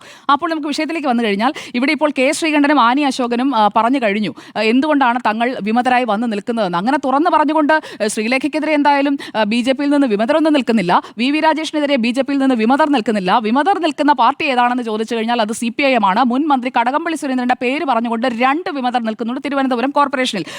ദേശാഭിമാനിയുടെ മുൻ ബ്യൂറോ ചീഫ് K. ശ്രീകണ്ഠൻ, ചെമ്പഴന്തിയിൽ മുൻ block panchayat president Annie Ashokan. അതുപോലെ തന്നെയാണ് UDF-ന് കോർപ്പറേഷനിൽ പൗണ്ടുകടവും പുഞ്ചക്കരിയും കഴക്കൂട്ടവും വിഴിഞ്ഞവും വെല്ലുവിളിയായി നിൽക്കുന്നത്. കഴിഞ്ഞ തവണത്തെ 10-ൽ നിന്ന് മുന്നിലേക്ക് പോകണമെന്നുണ്ടെങ്കിൽ ഇവിടെയൊക്കെ ജയിച്ചേ പറ്റൂ. അത് സാധിക്കുമോ എന്നുള്ളത് കണ്ടറിയാം. ഇനി കൊച്ചിയിലേക്ക് വന്നു കഴിഞ്ഞാൽ കൊച്ചി കോർപ്പറേഷനിൽ UDF-ന് 9 വിമതരാണ്. ആ വിമതരിൽ ഒരാളെന്ന് പറയുന്നത് മുൻ ഡെപ്യൂട്ടി മേയർ KR പ്രേംകുമാറാണ്. അപ്പോൾ പ്രേംകുമാറിനെ പോലും കൺവിൻസ് ചെയ്യാൻ സാധിച്ചിട്ടില്ല. പ്രേംകുമാറിന്റെ പത്രിക പോലും പിൻവലിപ്പിക്കാൻ കൊച്ചി കോർപ്പറേഷനിൽ കഴിഞ്ഞിട്ടില്ല. തൃശ്ശൂരിലും അതെ, തൃശ്ശൂരിൽ UDF-ന് 3 വിമതർ നിൽക്കുന്നുണ്ട്. തൃശ്ശൂർ കോർപ്പറേഷനിലേക്ക് 3 വിമതർ UDF-ന് നിൽക്കുകയാണ്. അവരുടെ 3 പേരുടെയും പത്രിക പിൻവലിപ്പിക്കാൻ സാധിച്ചിട്ടില്ല. LDF-നുമുണ്ട്, BJP-ക്കുമുണ്ട് ഓരോ വിമതർ വീതം. അതാണ് തൃശ്ശൂരിലും അതുകൊണ്ട് തന്നെ ഒരു ടൈറ്റ് ഫൈറ്റ് ആയിരിക്കും എന്നുള്ളത് ഉറപ്പാണ്. കഴിഞ്ഞ തവണ എന്താണ് MK വർഗീസ് ചെയ്തത്, അദ്ദേഹം ഇത്തവണ എന്താണ് പറഞ്ഞതെന്നൊക്കെ എന്നൊക്കെയുള്ളത് ഡോക്ടർ അരുൺ തന്നെ അദ്ദേഹത്തിന്റെ ഘട്ടത്തിൽ വിശദീകരിക്കുമായിരിക്കും. അപ്പോൾ ഞാൻ പറഞ്ഞു വന്നത് എല്ലായിടങ്ങളിലും ഈ വിമതർ ഒരു ഫാക്ടറായി മാറുകയാണ്. 2020 അപേക്ഷിച്ച് ഇത്തവണ വിമതർ ജയിക്കേണ്ട അല്ലെങ്കിൽ സിറ്റിംഗ് സീറ്റുള്ള മുന്നണികളുടെ സാധ്യതകൾക്ക് മങ്ങലേൽപ്പിക്കുന്ന ഒരു സാഹചര്യം ഉണ്ടാകും. അത് പരിഹരിക്കാൻ അവിടെ കഴിഞ്ഞിട്ടില്ല. ഇവിടെ വയനാട്ടിൽ മാത്രമാണ് കോൺഗ്രസിന് ജഷീറിനെ ഒടുവിൽ പ്രതിപക്ഷ നേതാവ് വരെ, അതായത് ആലോചിക്കണം, ഒരു തദ്ദേശ തെരഞ്ഞെടുപ്പിലെ ഒരു സ്ഥാനാർത്ഥിയെ പിൻവലിപ്പിക്കുന്നതിന് പ്രതിപക്ഷ നേതാവിന് വരെ വന്ന് ചർച്ച നടത്തേണ്ടി വരികയാണ്. ജഷീർ പള്ളിവേൽ ഇന്ന് 2 മണിയോടുകൂടി ഈ പത്രിക പിൻവലിച്ച് മാധ്യമങ്ങളെ കാണുന്ന രീതിയിലേക്ക് കാര്യങ്ങൾ സെറ്റിൽ ചെയ്യാൻ വേണ്ടിയിട്ട് പ്രതിപക്ഷ നേതാവിന് വരെ ഇടപെടേണ്ട സാഹചര്യം ഉണ്ടായിരിക്കുകയാണ്. അങ്ങനെയാണ് വയനാട്ടിൽ ജഷീർ ഈ പത്രിക പിൻവലിക്കുന്നത്. അതോടൊപ്പം തന്നെ നമ്മൾ എടുത്തു പറയേണ്ട ഒരു കാര്യം, കണ്ണൂരിൽ 14 ഇടങ്ങളിൽ CPIM-ന് എതിരില്ലാത്ത വിജയമാണ്. അപ്പോൾ ആ എതിരില്ലാത്ത വിജയം എന്ന് പറയുന്നത് ഈ പറയുന്ന ജനാധിപത്യത്തിന്റെ ഏത് രീതിയിൽ വരുമെന്നുള്ളത് എനിക്കറിയില്ല. ഭീഷണിപ്പെടുത്തി പിൻവലിപ്പിച്ചു എന്നൊക്കെ കെ സുധാകരൻ MP പറയുന്നുണ്ട്. അപ്പോൾ കണ്ണൂരിൽ കെ സുധാകരൻ MP പറഞ്ഞതാണ് സത്യമെന്നുണ്ടെങ്കിൽ അതൊന്നും ശരിയല്ല. കാരണം അങ്ങനെ ഭീഷണിപ്പെടുത്തിയൊന്നും അല്ലല്ലോ സ്ഥാനാർത്ഥികളെ പിൻവലിപ്പിക്കേണ്ടത്. ഇനി പത്രിക പൂരിപ്പിച്ചത് ശരിയായില്ല, ഒപ്പിട്ടത് ശരിയായില്ല. ഒരു സ്ഥാനാർത്ഥി തന്നെ നമ്മുടെ മുന്നിൽ വന്ന് സൗണ്ട് ബൈറ്റായിട്ട് പറയുകയാണ്, അവിടെ വെച്ച് തന്നെ വരണാധികാരിക്ക്, അതായത് ആരാണോ ഈ നാമനിർദ്ദേശ പത്രിക സ്വീകരിക്കുന്നത് അവർക്ക് വരെ അവരെ ഭീഷണിപ്പെടുത്തുകയാണ്, ഉദ്യോഗസ്ഥരെ വരെ ഭീഷണിപ്പെടുത്തുകയാണ് എന്നൊക്കെ കോൺഗ്രസ് ആരോപണം ഉന്നയിക്കുന്നുണ്ട്. അപ്പോൾ അതുമായി അവർ മുന്നോട്ട് പോകുമോ എന്നുള്ളത് നമുക്ക് എന്തായാലും കാത്തിരുന്ന് കാണാം. ഇപ്പോൾ കണ്ണൂരിൽ ആന്തൂർ നഗരസഭയിൽ 5, കണ്ണപുരം പഞ്ചായത്തിൽ 6, മലപ്പട്ടം പഞ്ചായത്തിൽ 3. UDF-നാണെങ്കിൽ അങ്ങനെ നോക്കി ഇരുന്ന് 20 വർഷത്തിനിടയിൽ ആദ്യമായിട്ടൊരു പ്രതിനിധിയെ കിട്ടിയത് മലപ്പട്ടത്ത് കഴിഞ്ഞ തവണയാണ്, 2020-ലാണ്. അവിടെ ഇപ്പോൾ 3 സീറ്റിൽ എതിരില്ലാതെ CPIM വിജയിച്ചിരിക്കുകയാണ്. എതിരില്ലാതെ വിജയിക്കുന്നതൊക്കെ നല്ലതാണ്, പക്ഷേ എതിർ സ്ഥാനാർത്ഥിയെ നിർത്താൻ പോലും കഴിവില്ലേ എന്നുള്ളത് മറ്റു മുന്നണികൾ ആലോചിക്കേണ്ട കാര്യമാണ്. കാരണം ഒരു മത്സരം നടക്കണം. മത്സരം എന്ന് പറയുന്നത് ഞാൻ ആഗ്രഹിക്കുന്നത് 23,576 വാർഡിലും മത്സരത്തിലൂടെ ജനങ്ങൾ തെരഞ്ഞെടുക്കുന്ന ജനപ്രതിനിധി അധികാരത്തിൽ വരണമെന്നാണ്. എന്തായാലും കണ്ണൂരിൽ 14 എതിരില്ലാത്ത ജയം എന്നുള്ളൊരു വാർത്ത കണ്ടതുകൊണ്ട് ഞാനതൊന്ന് പരാമർശിച്ചു പോയി എന്നേ ഉള്ളൂ. ഇനിയിപ്പോൾ ആകെയുള്ള കോർപ്പറേഷൻ, ജിമ്മി ജെയിംസ് സൂചിപ്പിച്ചല്ലോ കണ്ണൂർ കോർപ്പറേഷനെ കുറിച്ച്. കണ്ണൂർ കോർപ്പറേഷൻ UDF-ന് നിലനിർത്താനാകുമോ എന്നുള്ളൊരു ചോദ്യം ഇത്തവണ അത് ഒരു ചോദ്യമായി തന്നെ നിൽക്കുകയാണ്. കാരണം ഒരു സീറ്റ് ഒഴികെ കഴിഞ്ഞ തവണത്തെ അപേക്ഷിച്ച് എല്ലായിടത്തും BJP സ്ഥാനാർത്ഥിയെ നിർത്തിയിരിക്കുകയാണ്. അപ്പോൾ നേരിട്ടുള്ള ഫൈറ്റ് എന്നതിനപ്പുറം അവിടെ BJP പിടിക്കുന്ന വോട്ടുകൾ, BJP എത്ര സീറ്റ് പിടിക്കും എന്നതിനപ്പുറം BJP പിടിക്കുന്ന വോട്ടുകൾ അത് ആരുടെ സാധ്യതകളെ ബാധിക്കും എന്നുള്ളത് കണ്ണൂർ കോർപ്പറേഷനിൽ ഇത്തവണ ഡിസിസീവാണ്. 56 ഡിവിഷനുകളിൽ 55 ഇടങ്ങളിലും ആ രീതിയിലുള്ള വോട്ട് എങ്ങനെയാണ് പോവുക എന്നുള്ളത് BJP ജയിക്കുന്നതിന് ഒപ്പം തന്നെ BJP പിടിക്കുന്ന വോട്ടുകൾ അത് സാധ്യതകൾ UDF-ന് ഇല്ലാതാക്കുമോ എന്നുള്ളതും അറിയേണ്ടിയിരിക്കുന്നു. ഇവിടെ കണ്ണൂർ കോർപ്പറേഷനിൽ തന്നെ 1-2 ഡിവിഷനുകൾ കൂടി ഞാൻ പറയാം. അവിടെ 3 സ്ഥലത്ത് UDF-ന്റെ കോർപ്പറേഷനാണ്. അവിടെ 3 സ്ഥലത്ത് UDF-ന് വിമതരുണ്ട്. പയ്യാമ്പലത്ത് KM ബിന്ദു, ആദിക്കടലായിൽ V മുഹമ്മദ് അലി, വാരത്ത് റയീസ് അസ്ഹരി. ഇതിൽ വാരം സീറ്റ്, നമ്മൾ ഈ സീറ്റ് വിഭജനം അല്ലെങ്കിൽ സീറ്റ് ധാരണ എന്ന് പറയുമ്പോൾ കൃത്യമായിട്ടുള്ളൊരു തീരുമാനം എടുക്കണം. ഒരു മുന്നണിയിൽ കോൺഗ്രസിൽ നിന്ന് സീറ്റ് പിടിച്ചു വാങ്ങുന്നത് നല്ലതാണ്. ലീഗ് ജയിക്കുമെന്ന് ഉറപ്പുള്ള സീറ്റാണെങ്കിൽ പിടിച്ചു വാങ്ങുന്നതൊക്കെ നല്ലതാണ്. പക്ഷേ അവിടെ ജയിക്കണം. ഇവിടെ സംഭവിച്ചു നോക്കൂ, വാരം കോൺഗ്രസിന്റെ കയ്യിൽ നിന്ന് ആ ഡിവിഷൻ പിടിച്ചു വാങ്ങി. എന്നിട്ട് അവിടെ അവിടെ വിമതനായിട്ട് വന്നിരിക്കുന്നത് ലീഗിൽ നിന്ന് തന്നെ മറ്റൊരാളാണ്. അപ്പോൾ ലീഗിന്റെ സ്ഥാനാർത്ഥി ലീഗ് വിമതൻ. അപ്പോൾ വാരം ഏകദേശം തീരുമാനമായി എന്നുള്ളത് ഉറപ്പാണ്. അപ്പോൾ റയീസ് അസ്ഹരി അവിടെ വിമതനായിട്ട് വന്ന് മത്സരിക്കുകയാണ്. അതോടൊപ്പം തന്നെ PK രാഗേഷിന്റെ ഐക്യ ജനാധിപത്യ സംരക്ഷണ സമിതി, അതും കണ്ണൂർ കോർപ്പറേഷനിൽ 12 സീറ്റുകളിൽ മത്സരിക്കുന്നുണ്ട്. അപ്പോൾ എങ്ങനെയാകും ഈ പോരാട്ടം എന്നുള്ളതിന്റെ എൻ്റെ ഉത്തരം, ഈ പോരാട്ടം കടുക്കും. അതിൽ വിമതർ ഒരു പ്രധാനപ്പെട്ട ഫാക്ടറായി മാറും. പിന്നെ നേരത്തെ പറഞ്ഞതുപോലെ BJP എല്ലായിടത്തൊന്നും സ്ഥാനാർത്ഥികളെ നിർത്തിയിട്ടില്ല എന്നുള്ളതൊരു ഫാക്റ്റാണ്. പക്ഷേ നിർത്തിയ ഇടങ്ങളിൽ നിന്ന് 25% എന്ന പ്രഖ്യാപിത ലക്ഷ്യത്തിലേക്ക് അവർക്ക് എത്താൻ കഴിയുമോ? കോർപ്പറേഷൻ ഭരണം അത് തൃശ്ശൂരായാലും തിരുവനന്തപുരമായാലും അവർക്ക് നേടാൻ കഴിയുമോ എന്നതും പ്രധാനപ്പെട്ട ചോദ്യമാണ്. തിരുവനന്തപുരം കോർപ്പറേഷൻ പരിധിയിൽ കൗൺസിലർ ഈ തിരുമല അനിലിൻ്റെയൊക്കെ മരണം ഒരു വലിയ രീതിയിൽ തിരിച്ചടിയാവുമോ സുജയ BJP-ക്ക്? പെരിങ്ങമല സഹകരണ സംഘത്തിൽ നിന്നല്ലേ 43 ലക്ഷം രൂപ 2 ആത്മഹത്യ, 3 സഹകരണ ബാങ്കുകളിലെ തകർച്ച. അതൊരു വിഷയമാണ്. ഇന്നിപ്പോ MS കുമാറിനെ കാണാൻ വേണ്ടി ഇന്നിപ്പോ രാജീവ് ചന്ദ്രശേഖർ നേരിട്ട് പോയി. ഇന്ന് രാജീവ് ചന്ദ്രശേഖർ നമ്മുടെ അടുത്ത് പറഞ്ഞു എല്ലാ വീട്ടിലും പോകുന്നുണ്ട്. നമ്മുടെ ദൃശ്യങ്ങളിൽ ആ MS കുമാറിന്റെ വീട്ടിൽ പോയതിനു ശേഷം ജില്ലാ കമ്മിറ്റിയിലേ പോയിട്ടുള്ളൂ. അനുനയ നീക്കമൊക്കെ പൊളിയോ?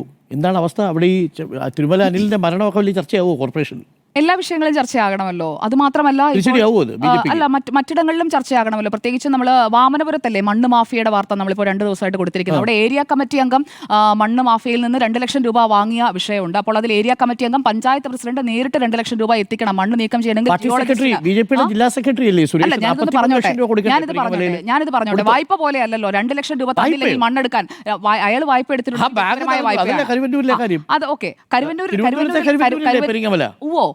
ശരി. അപ്പോൾ കരുവന്നൂരിനെ കുറിച്ച് അങ്ങനെയെങ്കിലും ഒന്ന് മൊഴിഞ്ഞല്ലോ. ശരി, അങ്ങനെങ്കിലും ഒന്ന് മൊഴിഞ്ഞല്ലോ. അവിടെ സുരേഷ് ഗോപി കണ്ടില്ല പെരിങ്ങമലയിൽ? കണ്ടില്ല. അവിടെ അപ്പോൾ രാജീവ് ചന്ദ്രശേഖർ ആയിരിക്കും നോക്കുക. ഞാൻ പറഞ്ഞോട്ടെ, അപ്പോൾ ഈ പറയുന്ന ഏരിയ കമ്മിറ്റി അംഗം വാങ്ങിയ 2 ലക്ഷം രൂപയെക്കുറിച്ച് അല്ലെങ്കിൽ ചോദിച്ച 2 ലക്ഷം രൂപയെക്കുറിച്ച് മിണ്ടാട്ടമില്ല. മണ്ണെടുക്കുന്നതിന് മണ്ണ് മാഫിയ ആണല്ലോ അവിടെയും പറഞ്ഞത്. മണ്ണ് മാഫിയ ആരാണെന്നുള്ളത് തിരുവനന്തപുരംകാർക്ക് നന്നായിട്ട് അറിയാം. ആ മണ്ണ് മാഫിയ എക്സ്പോസ് ആയി നിൽക്കുകയാണ്. ഞാൻ പറയേണ്ടെന്ന് വെച്ചതാണ് മണ്ണ് മാഫിയയെ കൊണ്ട് നടക്കുന്ന തിരുവനന്തപുരത്തെ CPI. ബിജോയ് മറുപടി പറയട്ടെ. ഏത് സ്ഥലങ്ങളിലും മറുപടി പറയട്ടെ. പക്ഷേ തിരുമല അനിലിന്റെ മരണത്തിന് ഉത്തരവാദി ആരാ? MS കുമാർ പുറത്തുവിടാൻ പോകുന്ന സംസ്ഥാന നേതാക്കളുടെ പട്ടികയിലുള്ളവരെ കുറിച്ച് ആർക്കാ പേടി? ഈ 43 ലക്ഷം രൂപ ഒരു BJPയുടെ ജില്ലാ സെക്രട്ടറി തന്നെ ബാങ്കിലേക്ക് തിരിച്ചടയ്ക്കണമെന്ന് നോട്ടീസ് വരുന്ന സാഹചര്യം എന്താ? സുരേഷ് ഗോപിയുടെ പദയാത്ര ഇല്ലാത്തത് സുരേഷ് വിശദീകരിച്ചിട്ടുണ്ട്. എന്താണ് ആ നോട്ടീസ്? തെറ്റാണോ? ആ നോട്ടീസ് ശരിയല്ലേ? 43 ലക്ഷം രൂപ ഡയറക്ടർ ബോർഡ് മെമ്പർ എന്ന നിലയിൽ സുരേഷ് തിരിച്ചടയ്ക്കണം. സുരേഷ് ഈ തിരുമല അനിലിന്റെ പേരിൽ ആത്മഹത്യാക്കുറിപ്പിൽ പേരില്ലെന്നേ ഉള്ളൂ. ബാക്കി കാര്യങ്ങൾ എല്ലാവർക്കും അറിയാം അവിടെ എന്താണ് സംഭവിച്ചിരിക്കുന്നത്. ആദ്യം പാർട്ടി കാരണം എന്നൊക്കെ പറഞ്ഞുകൊണ്ടിരുന്നാണല്ലോ, എന്നിട്ട് അതിനകത്ത് BJP എന്നുള്ളൊരു പേരെ ആത്മഹത്യ. പിന്നെ എന്തുകൊണ്ടാണ് തിരുമല അനിൽ ആത്മഹത്യ ചെയ്തത്? എന്തിനാ? അല്ല, BJP കാരണം അല്ലല്ല, BJP കാരണമെന്നില്ല. സാമ്പത്തിക ബാധ്യതയാണ്. അത് BJP ഉണ്ടാക്കി കൊടുത്ത സാമ്പത്തിക ബാധ്യതയല്ല. BJP നേതാക്കൾ ഉണ്ടാക്കി കൊടുത്ത സാമ്പത്തിക ബാധ്യത BJP എന്ന് അതിൽ പറഞ്ഞിട്ടില്ല. MS Kumar വെളിപ്പെടുത്തട്ടെ. MS Kumar വെളിപ്പെടുത്തട്ടെ. Let him. I challenge you. MS Kumar വെളിപ്പെടുത്തട്ടെ. എന്ത് പറഞ്ഞു? ഫേസ്ബുക്കിലല്ലേ എന്ത് പറഞ്ഞു? ഈ പറയുന്ന അങ്ങനെ പലതും പറയാം. എന്നിട്ട് എന്താ ഇപ്പൊ മിണ്ടാത്തെ? എന്നിട്ടെന്താ പല ടെലിബൈറ്റുണ്ടല്ലോ. എന്താ ഉള്ളത്? ഇതിനൊക്കെ BJP മറുപടി പറയേണ്ടി വരും.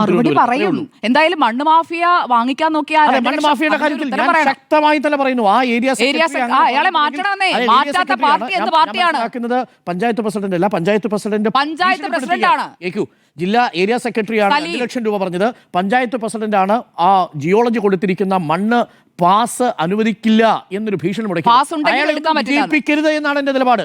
അയാളെ വിജയിപ്പിക്കരുത്.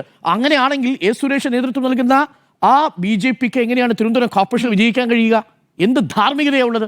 ഒരു കടുക്കുമോ എന്നതാണ് ചോദ്യം. ഞാൻ സുജയ നേരത്തെ ഈ മണ്ണിന്റെ കാര്യം പറഞ്ഞുകൊണ്ട് അതിനോട് ഒരു മറുപടി പറഞ്ഞുകൊണ്ട് തുടങ്ങാം. ആനന്ദ് ജെ തമ്പിയുടെ ആത്മഹത്യക്കുറിപ്പിൽ ഒരു ഭാഗം ഞാൻ വായിക്കാം. ആനന്ദ് ജെ തമ്പിയെ പ്രേക്ഷകർക്കറിയാം. RSS പ്രവർത്തകനായിരുന്നു. തൃക്കണ്ണാപുരത്ത് BJP സ്ഥാനാർത്ഥിയെ മത്സരിപ്പിക്കുമെന്ന് ചില നേതാക്കൾ ഉറപ്പ് കൊടുത്തിരുന്നുവെന്ന് ഒക്കെയാണ് അദ്ദേഹത്തിന് ആത്മഹത്യക്കുറിപ്പിൽ പറയുന്നത്. ആത്മഹത്യക്കുറിപ്പിൽ പറയുന്ന വാചകം ഇതാണ്: BJP area president Alappuram Kuttan, നിയോജക മണ്ഡലം കമ്മിറ്റി മെമ്പർ കൃഷ്ണകുമാർ, RSS നഗർ കാര്യവാഹ് രാജേഷ് എന്നിവർ മണ്ണ് മാഫിയ സംഘമാണ്. ഇവരുടെ നിയമവിരുദ്ധ പ്രവർത്തനങ്ങൾക്ക് അധികാരം കൈയാളാൻ ഒരാൾ വേണം. അതിനുവേണ്ടിയാണ് മണ്ണ് മാഫിയക്കാരനായ ഒരാളെ, ഞാൻ ആ സ്ഥാനാർത്ഥിയുടെ പേര് പറയുന്നില്ല, BJP സ്ഥാനാർത്ഥിയാക്കിയത് എന്നാണ് കുറിപ്പിൽ പറയുന്നത്. ഒന്ന് നോക്കൂ, മണ്ണ് മാഫിയ സംഘവുമായി BJPക്ക് ബന്ധമുണ്ടെന്ന് പറഞ്ഞ് ആത്മഹത്യ ചെയ്ത ഒരാളുടെ പേരാണ് ആനന്ദ് ജെ തമ്പി. ഈ വിഷയത്തിൽ ഇതുവരെയും BJPക്ക് RSSന് പോലും തൃപ്തികരമായൊരു മറുപടി കൊടുക്കാൻ പറ്റിയിട്ടില്ല. That is point number 1. ആ BJP തിരുവനന്തപുരത്ത് ശക്തമായ മത്സരം കാഴ്ചവെക്കും. പക്ഷേ അതിൻ്റെ ധാർമ്മികതയാണ് നിലവിൽ ചോദ്യം ചെയ്യപ്പെടുന്നത്. അതാണ് ആദ്യത്തെ കാര്യം പറയാനുള്ളത്. ഇനി 2, ഈ തദ്ദേശ തിരഞ്ഞെടുപ്പിൽ നടക്കുന്ന പോര് എങ്ങനെയാണ് നിയമസഭയിൽ പ്രതിഫലിക്കുക എന്നതിലാണ് എനിക്കേറെ കൗതുകം. 2015, 2020 നമ്മുടെ മുന്നിലുള്ള 2 തദ്ദേശ തിരഞ്ഞെടുപ്പുകളുടെ കണക്കുകൾ എടുത്താൽ കൗതുകകരമായൊരു കാര്യമുണ്ട്. ഇപ്പോൾ 2015 വളരെ നെക്ക് ടു നെക്ക് ഫൈറ്റ് ആയിരുന്നു തദ്ദേശ തിരഞ്ഞെടുപ്പിൽ. വോട്ട് ശതമാനം നോക്കിക്കഴിഞ്ഞാൽ 37.2%, 37.4% യഥാക്രമം UDFനും LDFനും കിട്ടിയത്. എന്നാൽ അത് നിയമസഭയിലേക്ക് എത്തുമ്പോഴോ 5% മുകളിൽ മാറുന്നു. അതായത് തൊട്ടടുത്ത വർഷം 2016 നിയമസഭാ തെരഞ്ഞെടുപ്പ് നടക്കുമ്പോൾ. 2020 ഇതേ കണക്കാണ്. 2020 ആകുമ്പോഴേക്ക് അതിനൊരു വ്യത്യാസമുണ്ട്. ഈ തദ്ദേശ തിരഞ്ഞെടുപ്പിൽ അന്ന് ആന്റി ഇൻകംബൻസി ശക്തമാണെന്നും സ്വർണ്ണക്കടത്തിൻ്റെ പേരിൽ ഈ സർക്കാരിനെ വലിയ രീതിയിൽ പ്രതിപക്ഷം വിമർശനത്തിൻ്റെ മുനയിൽ നിർത്തുമ്പോഴാണ് 2.93% വർധനവുണ്ടായി 40% LDF വോട്ട് വിഹിതം വർദ്ധിപ്പിക്കുന്നത്. എന്നാലത് തൊട്ടടുത്ത വർഷം നിയമസഭാ തെരഞ്ഞെടുപ്പ് ആകുമ്പോഴേക്കും അത് വീണ്ടും 5% വർദ്ധിക്കുന്നതായിട്ടാണ് കാണുന്നത്. എന്ന് പറഞ്ഞാൽ ഇതൊരു ഇൻഡിക്കേറ്ററാണ്.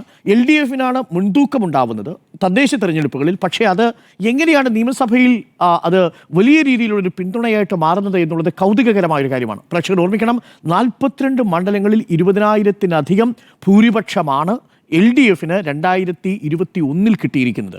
69 മണ്ഡലങ്ങളിലാണ് മൊത്തം നോക്കിക്കഴിഞ്ഞാൽ 10,000-ലേറെ ഭൂരിപക്ഷമുള്ളത്. അപ്പോൾ അങ്ങനൊരു വലിയ സാധ്യത അവിടെ കിടക്കുക നിയമസഭാ മണ്ഡലങ്ങളിൽ. ആ MLA മാരുടെ പെർഫോമൻസ് അടക്കം തദ്ദേശ തിരഞ്ഞെടുപ്പുകളിൽ പ്രതിഫലിക്കുമെന്നുള്ളതാണ് എൻ്റെ ടേക്ക്. കാരണം എന്താണ് ആൻറ്റി ഇൻകുംബൻസി നിശ്ചയിക്കുന്നത്? പല തിരഞ്ഞെടുപ്പുകളിൽ പല രീതിയിലാണല്ലോ ആൻറ്റി ഇൻകുംബൻസി. ഇപ്പോൾ ലോക്സഭാ തെരഞ്ഞെടുപ്പിലെ ആൻറ്റി ഇൻകുംബൻസി എന്നുള്ളത് കേന്ദ്ര സർക്കാരിനെതിരെയുള്ള ഭരണവിരുദ്ധ വികാരമായിട്ടാണ് ഈ കേരളത്തിൽ ഇന്നേ വരെ പ്രകടമായിരിക്കുന്നത്.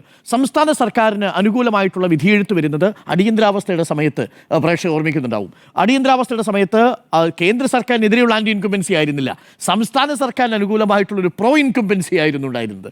എന്നാൽ ഇപ്പോൾ നോക്കൂ, ഇവിടെ വലിയ ശക്തമായ ഭരണവിരുദ്ധ വികാരമുണ്ടെന്ന് പ്രതിപക്ഷം പറയുന്ന ഈ കേരളത്തിലെ തിരഞ്ഞെടുപ്പിൽ വസ്തുത എന്താണ് എന്നത് ഞാനൊന്ന് പരിശോധിക്കാൻ ശ്രമിക്കുകയാണ്. യു ഡി എഫും എൽ ഡി എഫും തമ്മിലുള്ള ഒരു കമ്പാരിസൺ നമുക്കൊന്ന് ചെയ്തു നോക്കാം. യു ഡി എഫിൻ്റെ പ്രകടന പത്രിക വന്നിട്ടുണ്ടല്ലോ. യു ഡി എഫിൻ്റെ പ്രകടന പത്രികയും എൽ ഡി എഫിൻ്റെ പ്രകടന പത്രികയും തമ്മിലൊന്ന് താരതമ്യം ചെയ്താൽ വളരെ പ്രധാനപ്പെട്ട ചില കാര്യങ്ങൾ കാണാം. അത് എൽ ഡി എഫിന് അനുകൂലമാണെന്നാണ് എൻ്റെ നിലപാട്. ആൻറ്റി ഇൻകുംബൻസി നിശ്ചയിക്കുന്ന ഘടകങ്ങൾ എന്തൊക്കെയാണ്?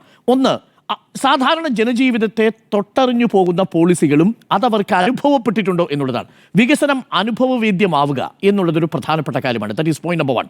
നമ്പർ 2, വിവിധ സെഗ്മെന്റുകളിൽ സമൂഹത്തിന്റെ വിവിധ തുറകളിലുള്ളവരെ എങ്ങനെയാണ് ഈ ഭരണം ബാധിച്ചിരിക്കുന്നത്?